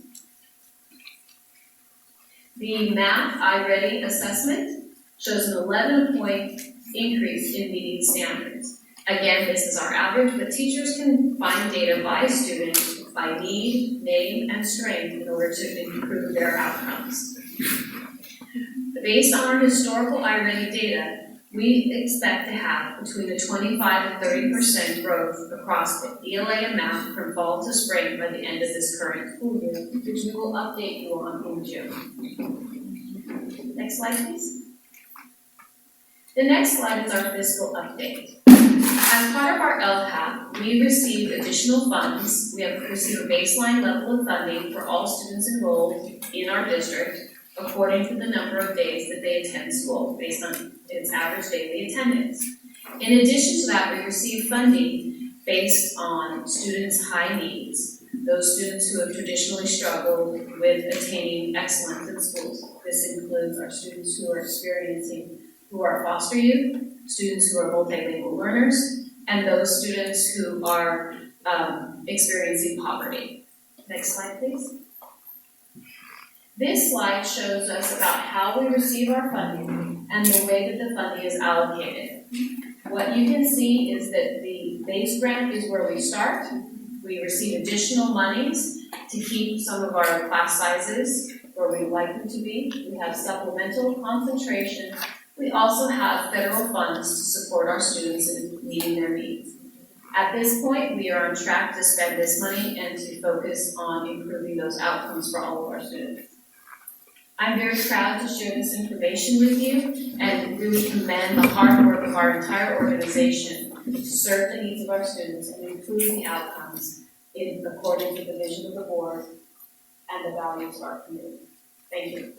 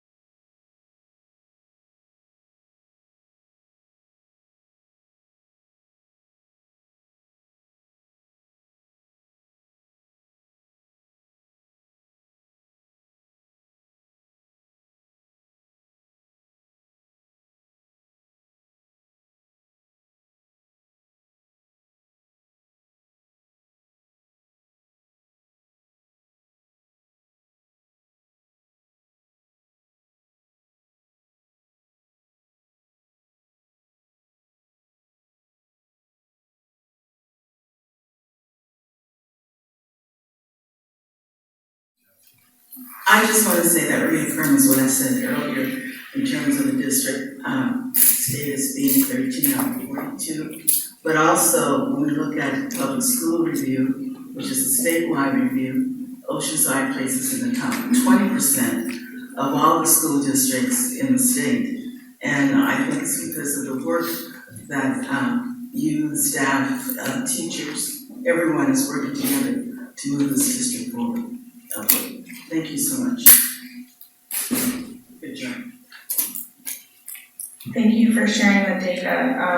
I think it's great that we're looking at multiple measures, because I know that, just SBAC is one measure, and we need to be looking at iReady and also our dual enrollment. And so, I love looking at the data, and I know in our board workshop last year, we talked about how do we capture, how do we measure that? And that's something I'm really interested in. How do we know we're meeting our goals? And so maybe, I don't know, I'd like to look at data more often in our board meetings, and something that I've been kind of thinking about is how can we do that collectively as a team. And so something I was hoping to propose was if we'd be able to set up a workshop so that we can have lay out a schedule for when we're going to receive, the iReady, and so that we can also compare, the iReady to last year. How are we doing? And then look at it by grade level, and also look at our panorama. That we haven't received any updates on those measures. So I'd like to propose that idea and just get feedback from the team on what you all think. I have a question when you say looking at the data from last year to this year. Are you following the same population of students? Well, I think that's something we would look at, because I think something that really stood out in one of the trainings I've gone to is how do we know, we need a scoreboard, like a scorecard. How do we know we're meeting our goals if it's not a measurable goal? So I know, for example, like our math SBAC was, we improved it by 1%, but then so I don't know if that was our goal, to improve by 1% or what. How do we know we're achieving the goals we're setting? But we learned the same students, we're not going fifth graders this year. Oh, Yeah, but, and next year it's a different population, sixth graders. We're looking at monitoring that particular, cohort, graduate students. That's my concern. So one of the things that we want to make sure is that we're looking at two different types of data. We have what I like to call the leading measure and the lagging measure. The leading measure is what are those things we're doing right now that we, based on our training experience and know-how, will lead to down the road outcomes. So one of the things that we want to make sure that we're doing and that we've identified is across all of our schools with all of our school leaders is what are those strategies, what is the data point, and what are the activities that we're doing that we will believe will lead us to that goal of that 20 or 30% in our IRED. So we have different ideas, and we as a leadership team and our principals are looking at that data on a very regular basis with their executive directors, with the directors and myself. I look forward to an update in June. I can't wait to see what we're doing. I just want to thank you all, because I know that yesterday when we were doing LCAP, we were, I was wanting to see, because I'm a data person, obviously, right? And wanting to see the data side by side. So maybe one of the things that we can look at maybe is getting you to get onto LCAP, because instead of, because then it's more updated, there's more update for you to be able to, and to be a part of that actual information and that conversation. So maybe get you on LCAP so that it's more consistent. You're not waiting, and it's not just one workshop. It's just, it's continuous information that you would be getting feedback on and then having that conversation. So maybe that's something that we would look at. But I know that because we were talking about this, so to be able to see the side by side of like that there is some improvement from year to year, I appreciate that because it's harder for me to go back and forth and just to go back and forth and to look at everything, to be able to have the data right there, to be able to look at it, to make that comparison. And I see from grade 5 to 6, there's not going to be, that improvement because they are going from elementary to middle and then middle to high. And those are huge changes, for any student. And so the expectation is not going to really be there for them to just do great automatically that following year. And so I appreciate the information that we did get on that. So thank you for doing that, Dr. Smedley, and Dr. Lawrence for, facilitating all that to be able to happen, to be able to show that even tonight. So I thank you again for all this work because it's great to see, and I know we do have a lot of conversations, so maybe that's one of those things that we can look at. So it sounds like we're not interested or in potentially increasing the amount of reports we get on. We only do IRED 3 times a year. We'll update you again in June on that. Okay. We wouldn't have any other new data other than what we presented tonight. Like panorama data, when is that going to be presented to us? We can present panorama data in June as well. Yeah, Jordy? Yep. Basically, for our IRED and our local measures, we administer those 3 times a year. So that would be the most frequent. And at that same time, we can be looking at our attendance by quarter and grades and some of the other things. So it's about 3 times a year. Otherwise, we don't really have. We're still in progress. Okay. Yeah, and it'd be nice to see more disaggregation of the data too. Like I know one of the things that came up in our LPAP is that our English learners, they're not, college and career ready, they're lower graduation rates, so, kind of looking at some of those special populations, it would be nice to have more information on those as well. But I think but you're also, I think, wanting the conversation in that part. So I think that would be able to be one of those things that we'd be able to do in LCAP. So to be able to have a greater conversation regarding those certain things and to be able to bring it up as an LCAP thing. So I think, having you be on the LCAP committee would be a huge way to be able to make those, to make that be heard too, so that we can focus on those things. So let's see if we can maybe get you on there.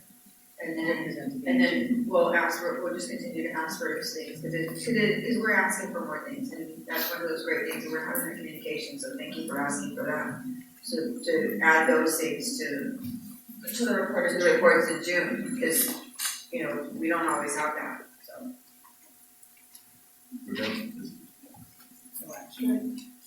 Just a quick comment, I appreciate the data and I appreciate the longevity going back to the 15 years or so of this, and including all the other equivalent districts in the county here that, and socioeconomic data that is very revealing in terms of how movements between districts and the changes that occur are they're static virtually if you look at it over the course of 15 years.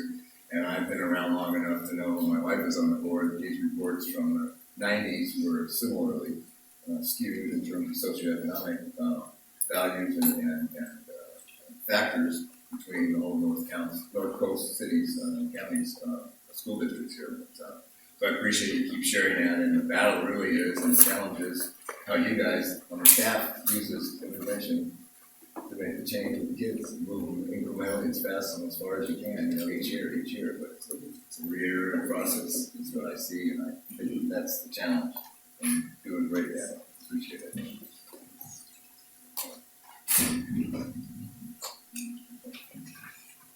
No action is required. No action. Oh, yeah, we have no action yet. Were there any other things that you were all wanting to discuss or bring up? No? Eleanor? No. Okay, we'll move to 7A, approval of English learner authorization for career technical education and designated subjects, teaching credential holders.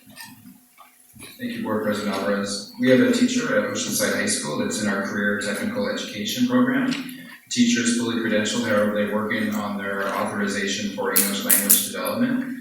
CTE requests or requires that while they are taking coursework that they be covered with a variable term waiver. Staff recommends approval for item 7A. Any questions or discussion? I'll make a movement to approve. Second. Amendment. I have a first and second. I think it's on now. I have a first and second. All those in favor, say aye. Aye. Aye. Thank you.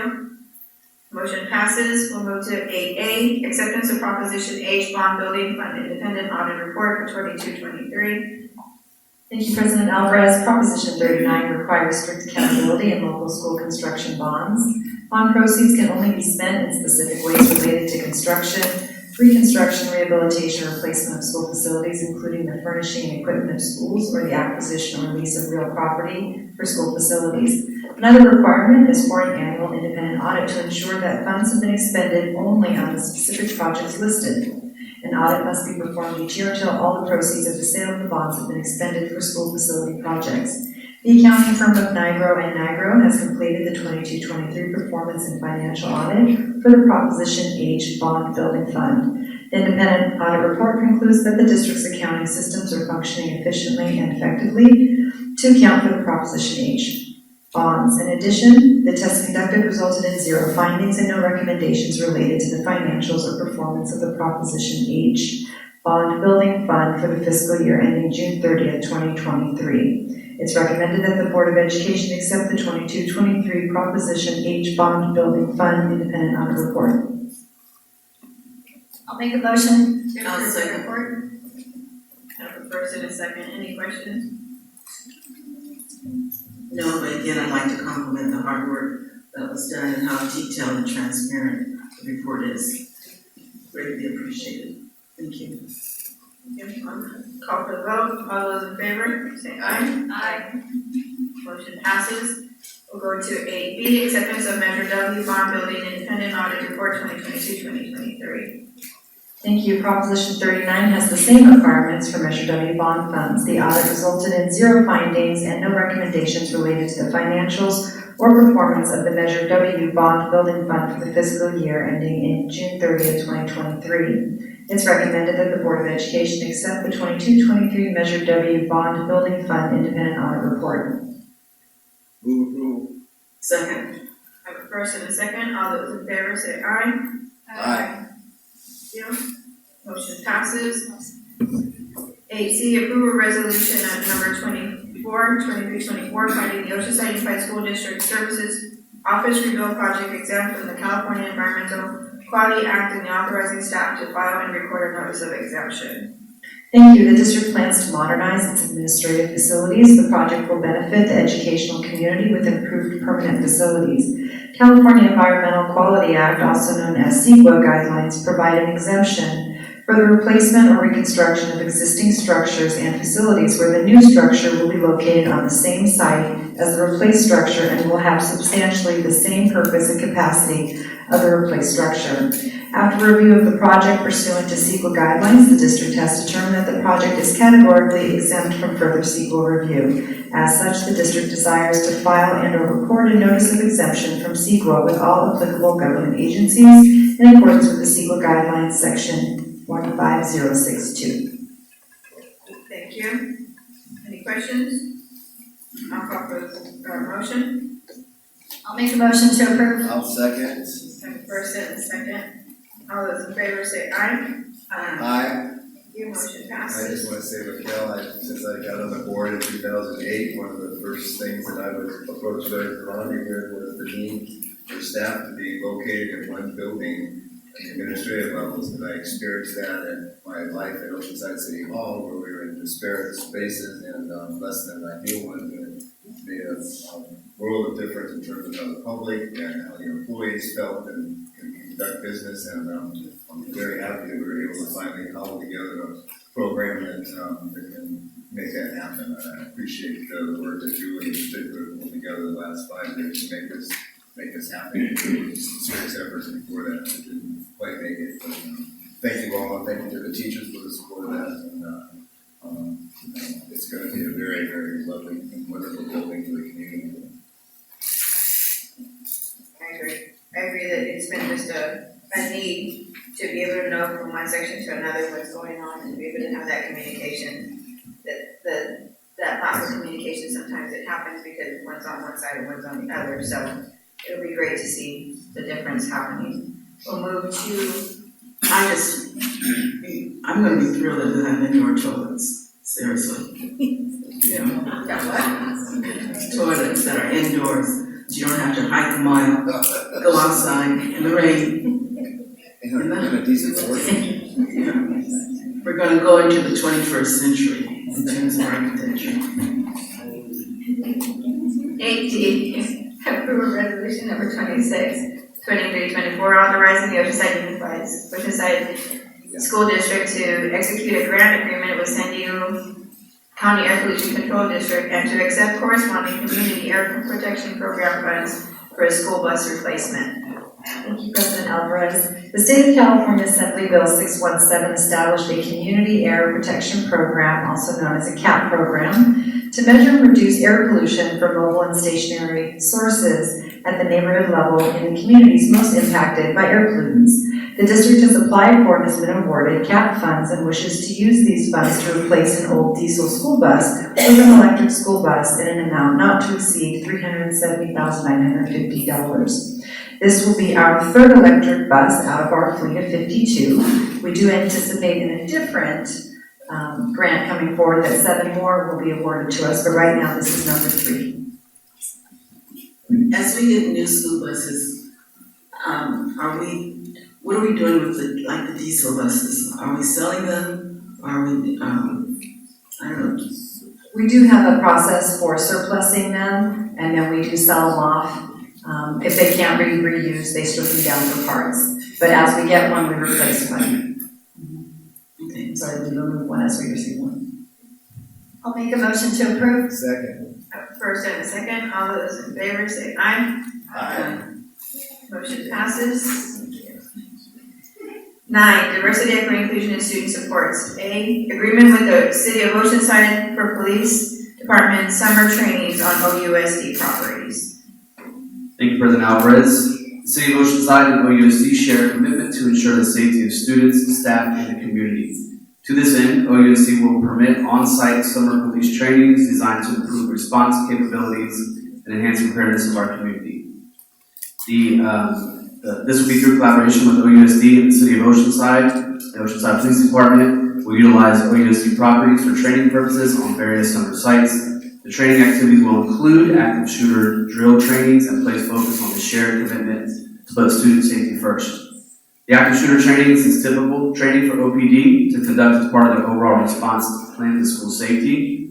The training would only occur on sites where and when students and staff are not present, and on predetermined dates and times that fall outside of the school calendar, such as breaks or during the summer.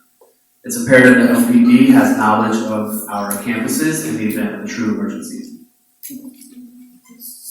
So in reading this, I didn't fully understand that at that point. This is to give them access to potentially any campus for their training activity that they would suit their training needs, not just vacant campuses. Correct.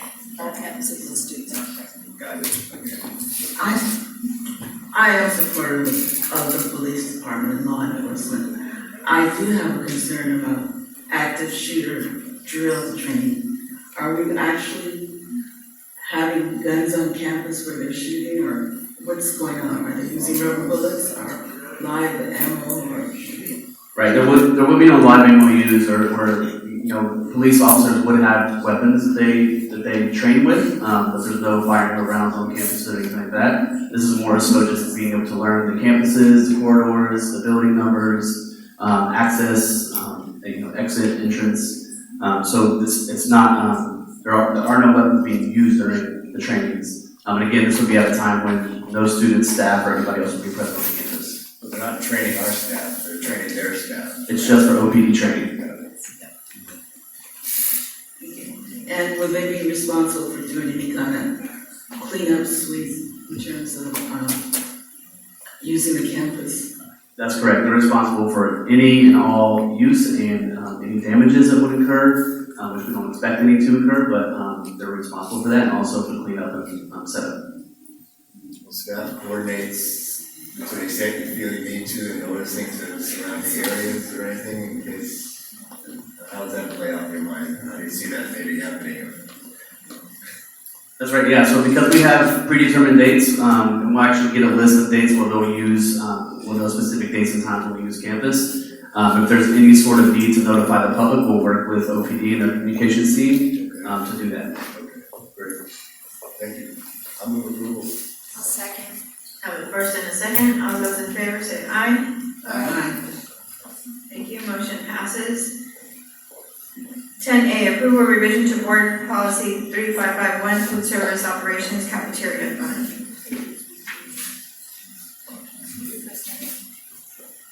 President Alvarez, this policy is being updated to reflect new law which requires districts participating in the National School Lunch and/or Breakfast Program with annual reimbursements of $1 million or more to one, specify the solicitation for bids and contracts for an agricultural food product that only the purchase of agricultural food products grown, packed, or processed domestically is authorized unless a specific exception applies. And two, retain documentation justifying the use of the exception for 3 years from the date of purchase. The policy also is updated to reflect new law which requires a district to accept a bid or price for an agricultural food product grown in California before accepting a bid or price for a domestic agricultural food product that is grown outside the state when certain conditions are met. That's the end. Second. So call for a motion. Mike made first. Mike. I have a first and a second. All those in favor say aye. Aye. Motion passes. 10B, adoption of board policy 5137, positive school climate. Thank you, President Alvarez. The California School Boards Association provides policy guidance documents to assist districts with required updates. OUSD is proposing the district adopt board policy 5137, positive school climate, which will be adopted to encourage student and staff positive attitudes, behaviors, and foster positive relations. Thank you. Any questions? I'll call for a motion. I'll second. Motion to approve, yeah, first. You did first. So first and a second. All those in favor say aye. Aye. Thank you. 10C, adoption of board policy 5138, conflict resolution, peer mediation. Thank you again. So similarly, this is for the California School Board Association to provide us guidance to update our board policies, proposing as a district to update board policy 5138 for conflict resolution and peer mediation. This was established to promote student safety and contribute to a positive school climate. Conflict resolution programs may incorporate volunteer peer mediation strategies to promote personal responsibility and problem-solving skills among students. It's recommended the Board of Education adopt Board Policy 5138. Thank you. Any questions? I have a first, do I have a second? Second. I have a first and a second. All those in favor say aye. Aye. Thank you. Motion passes. At this point, we will take a 10-minute recess before we take our public comments.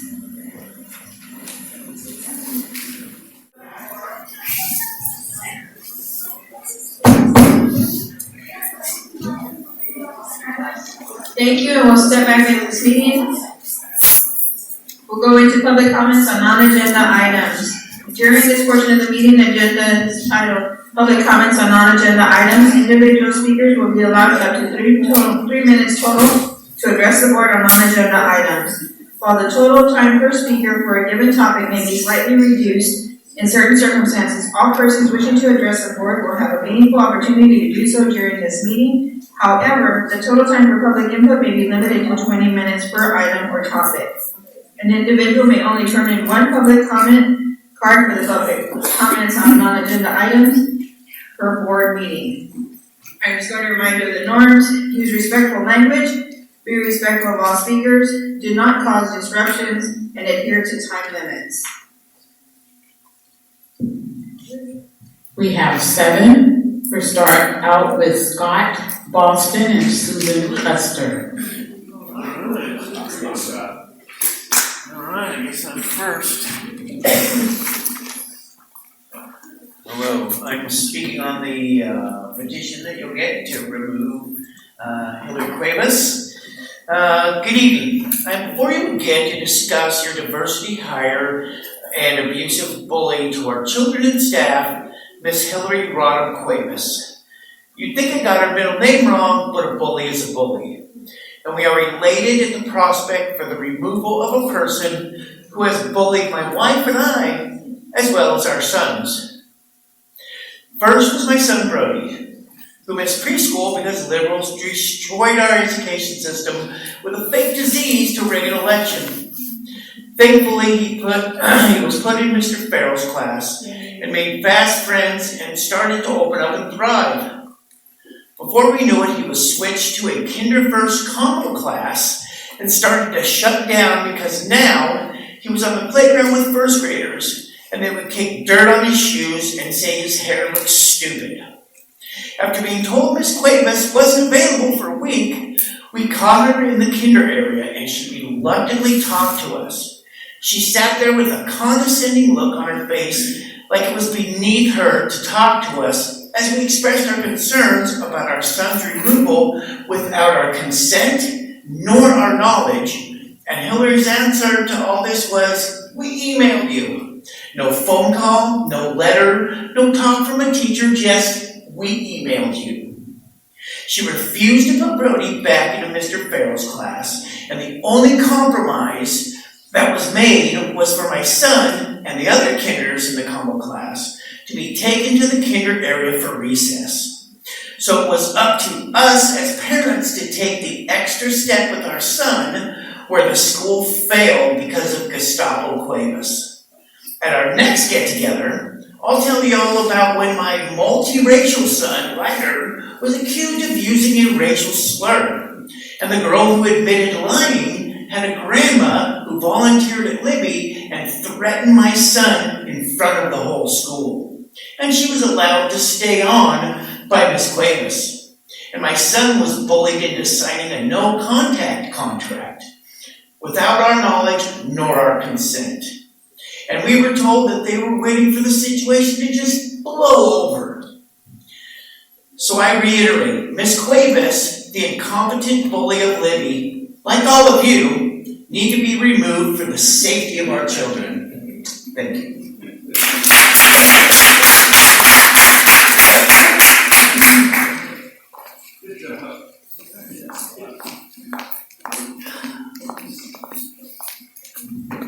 Good evening. Today I'm going to read an article from a Substack called Parents with Inconvenient Truths About Trans. When I read this, I wondered who will be there to help these heartbroken children and families recover. The schools help the kids transition without consulting the family or even telling the parents what's going on. In other words, the school encourages the students to keep secrets from their parents. When you were growing up, an adult telling a child to keep a secret from their parents was a major red flag that someone may be a child molester. Will you be there in a few years when the children don't know how to live with their mutilated bodies? Will you help the parents live with one of the greatest heartbreaks a parent can suffer? This is written by the brother of a girl during her struggle with identity and will give you some insight into how it affected him. The indoctrination affects the whole family. Silent family dinner. I sat next to the empty chair that my sister used to fill, peering up every so often to see my parents' exhausted and sad faces. Dinners were different a year ago. Gone were the lively conversations that used to fill our kitchen. A new, unwelcome guest was always present. The elephant in the room was transgenderism. The beast had overtaken my sister and sucked all the life out of the family. I learned firsthand how adolescent depression is often expressed by angry outbursts. No one in the family was left unscathed. My dad, always an upbeat guy who was extremely social and goofy, walked around the house with a strained look on his face. My mom fared worse, getting the brunt of the verbal attacks as my sister took her pain out on her. I heard my sister's sobs through the walls and my parents trying to comfort her. I watched my sister grabbed a bag and ran out the front door saying she would never return. When my parents came home from their unsuccessful search for her and sat with their faces in their hands at the kitchen table, I worried along with them. I decided that my job was to become invisible for a while, to not be a burden, and to try to provide some snippets of joy for my parents. I became more independent and responsible. I no longer asked for my parents' help. I learned to be more patient with my sister. I started cooking my own dinner and stopped complaining when the refrigerator was empty. I tried to be perfect, or at least limit the time they needed to spend on me. I finally started keeping my own activity schedule and not relying on my parents. Please sign your petition. Petition Mendez and Madison Williams.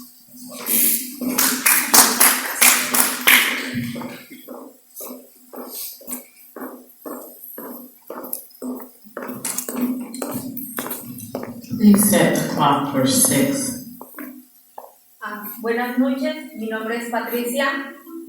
Es la segunda vez que vengo aquí con ustedes. Tenemos problemas serios de bullying en la escuela Libby, a lo que nadie parece que nos está escuchando, nadie hace caso.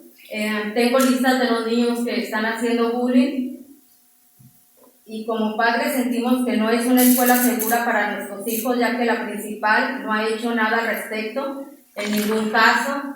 Creemos los padres que es un problema delicado a lo que no se le ha dado la importancia que tiene. Creo yo al menos que ya no solo la principal es la culpable, sino ustedes, el distrito, porque saben del problema y no han dado respuesta alguna. Todos dicen, en todos lados hay bullying. A mí como padre no me importa todas las escuelas, a mí me importa Libby porque es donde están mis hijos. Quiero respuestas, espero que me la puedan dar. El Libby es una escuela comunitaria donde casi el 90% son niños hispanos. Creemos que eso no debería de ser importante para ustedes y que hicieran más caso al problema. Como padres hicimos una petición, se las quiero compartir.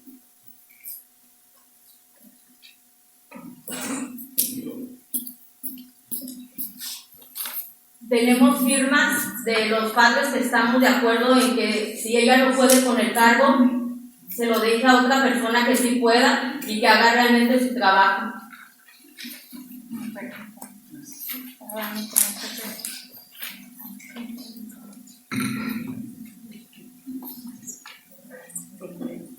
is Patricia Mendez. This is the second time that I speak in front of you about the problem that's happening at Libby.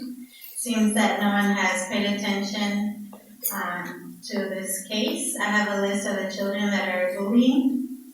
As parents, we feel that it's not a safe school. The principal has done nothing in any of the cases. We see that there's not attention given to this matter, not from her or from you all, from the district. We haven't received a response. I've been told that bullying happens at all the schools, but it doesn't matter to me what happens at the other schools. The school that I'm concerned about is Libby, and I haven't heard a response. Something about our school is that the community is 90% Hispanic. Doesn't seem to be important to this case, but there's a problem, and as parents we have brought forward a petition that I'm going to share with you now. We've collected signatures, because if the principal cannot fulfill her responsibility, we want someone else who can. Thank you.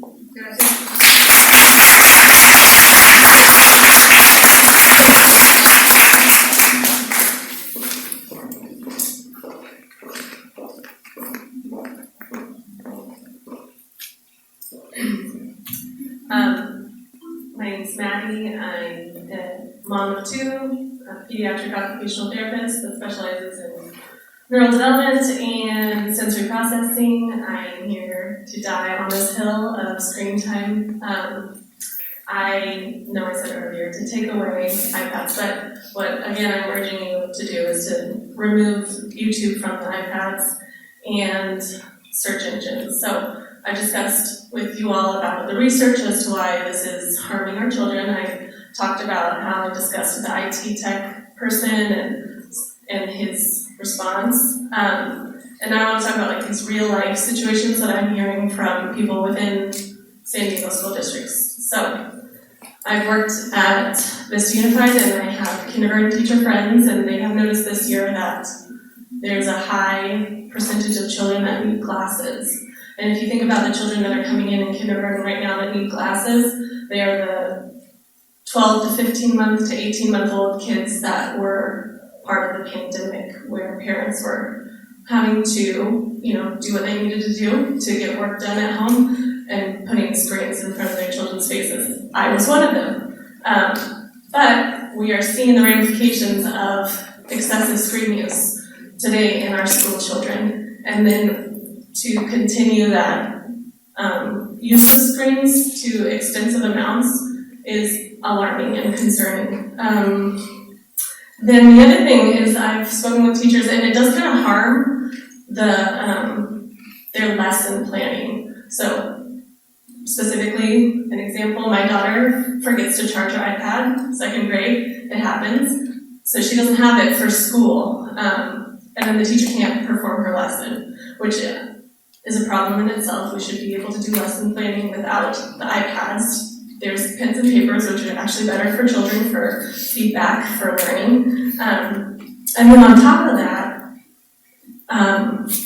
the discipline that happens after it, for some, not all, was recess is taken away, which, as you know, is going to be legal soon, which is great. So that just perpetuates this problem of children sitting. We're getting away from movement-based learning, which is very important.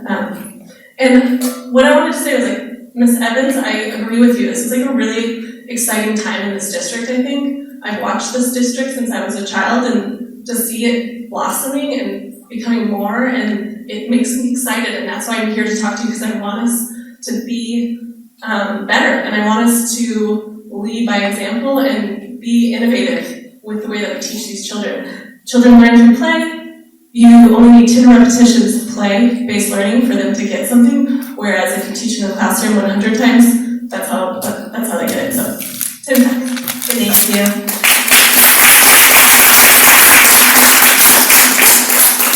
Michael Richardson, Emily Richmond, and Perry Alvarez.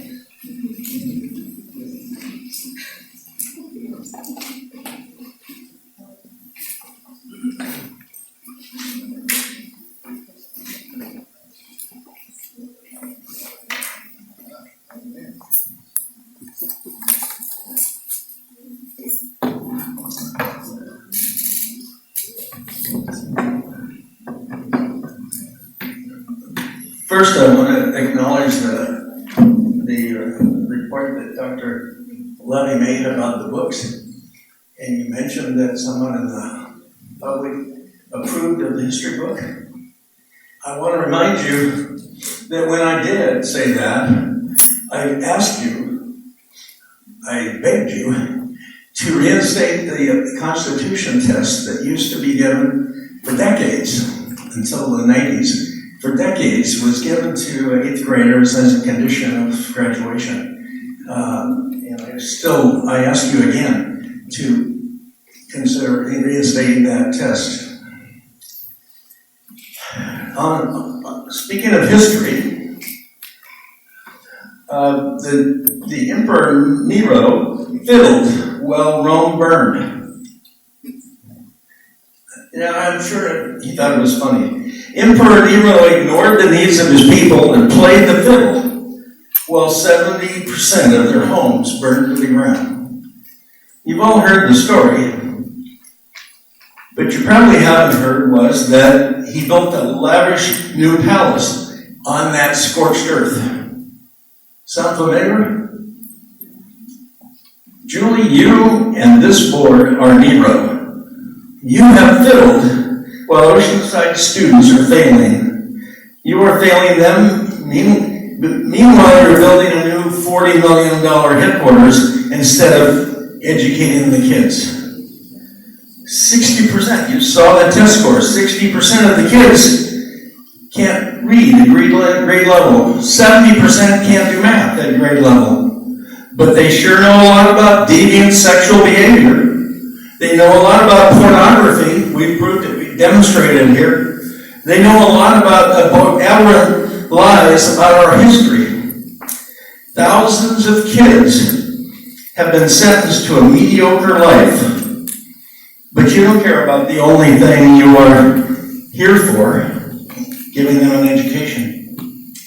My question to you, all of you, is when will one of you recognize that this is a hair on fire moment? Hair on fire moment. When will one of you just deny the superintendent of her hold on you and stand up and say, we need to do something about this now? Nancy, you are the newest. You have the least to lose by betraying the boss. The boss. Isn't that tragic? You're supposed to be the boss. You, the board, is supposed to be the boss over her and direct her, not the other way around. Why don't you break this 5-0 stranglehold that Tally has over this board and stand up for the kids? It's time to declare an emergency. Spend the $40 million. Oh, I know, it's designated for a building instead of the kids. That's a lame excuse because the money is there. You can give it to the... Thank you. Meanwhile, here's a fiddle for you. Emily Winchman. Thank you, sir. I'm not done yet. He identifies. Sorry.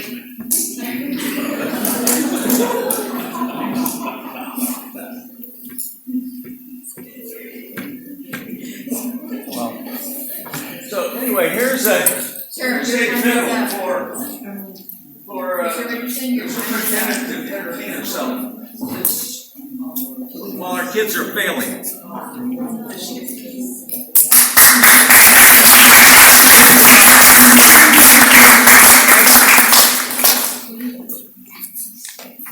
All right.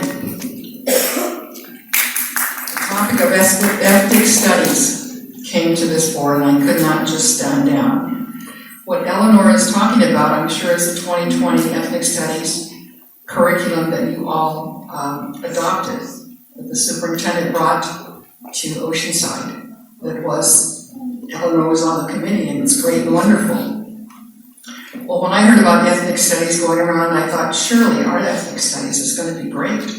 So I asked Dr. Lawrence for a course. Of course, he didn't know me from anybody, and he asked me, and what do you want it for? So I laid it on in my 5-minute resume. So I did get that, and once I looked at it, I thought, holy cow.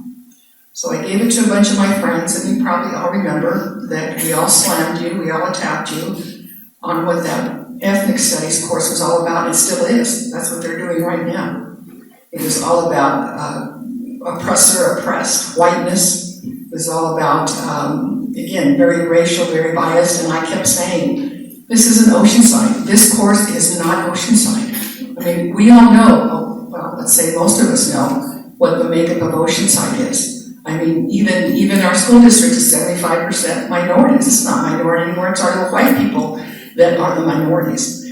And in these studies, we shame them. There's white privilege, there's the whiteness talk. All that is in that ethnic studies at the moment. So after being harangued, Dr. Lawrence did call me and say, hey, we're gonna have a community advisory. Of course I said, I wanna be on it. We have some members that are kind of far out there, one on one side, one on the other, but we did have Lillian Adams, and we did have Marlene Scott on there, and I appreciate those women, because we looked at history as we lived it in our generation. The younger ones looked at history now, how it affects them now, but you have to go back there, and they were very, very good as far as putting some of this into perspective. I want to say that I have looked at the 2023-24 final outline, the course overview for the new one, and you will be looking at, hopefully we'll have a meeting before the end of the school year. We haven't had one yet. But I look forward to looking at that because I know teachers have been working on it, we worked on it, and it's not going to be like what you have now. It's not going to be what you guys wanted, it's going to be what the community wants. And so I couldn't sit back and just take, oh yeah, this is great and wonderful, because it's not great and wonderful. It was totally critical race theory, if anybody understands that. It was totally that, it was victimhood, and our minority kids aren't victims. They're go-getters, they can do things. We're not gonna say that we're victimized and the whites are doing this to us, because most of our kids are half and half, just like my kids and many of yours. Thank you.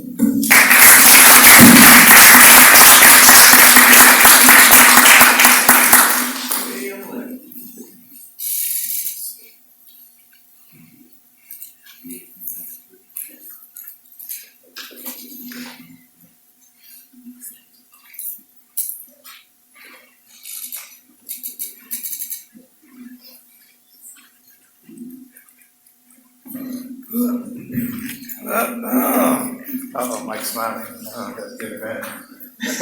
Wait till I'm done, Mike. Okay, so I actually wrote this down. I'm not going to ramble a little bit here, so I will go off topic probably. My name is Perry. I'm a parent here and a student here at OUSD. In the past, this board has been attacked by those whom have said that they were Christians, followers of Christ. They sometimes call themselves pastors, wives of pastors, leaders in the community, but these Muppets don't truly embody the message of Christ. If they did, they would be speaking about how Christ saved them from sin. So please continue the work that you have embarked on to create a learning space for all of God's children, whether Muslim, Buddhist, or some other belief, because this is a public education facility. So, with that said, my main reason for speaking tonight is about joy. This isn't personal. You and I have sat and chat, had lunch, and talked. And you know where I stand. So it's not personal, okay? It's about your leadership skills and where that is. I remember the day 2 previous boards ago, which included Emily Richmond, when they announced that you were replacing Dwayne Coleman. I spoke then and said that Reggie Thompson should have been named interim superintendent, and I stand by that today. Your need to be in control by telling good employees what they could and could not say to board members, I believe is out of line. This is why those good employees left to find employment in other districts. You caused them to leave. Well, I'd like them back, and in order to do that, there has to be a space for them. Your experiences and skill sets would be better served by something you believe in rather than in your current job. OUSD, the parents and scholars have waited long enough to see change. Unfortunately, there has been little to no change in the way things are done within the districts since you have been superintendent. The cabinet, little to no diversity. Why isn't Dr. Lawrence Richard on the cabinet? The organizational chart, as one person said today, is made up by the board members, and you're below the board. Perhaps you need to understand that. And why are there so many schools in disrepair and so many maintenance tickets open? Am I done? How much time's left? Oh, okay, because I see that, I got scared, sorry. How come when the janitor Pablo Tot wouldn't clean up the bathroom from a child who had a bloody nose, how come he wasn't fired? Why did the teacher have to clean it up? Why does he have an office as big as the principal? And why doesn't he do his job? When that same janitor hit the night janitor and caused a fight, why wasn't he fired? Okay. Why hasn't the principal of Pablo Tot been written up for not getting rid of that janitor? My time's up? Okay, thanks.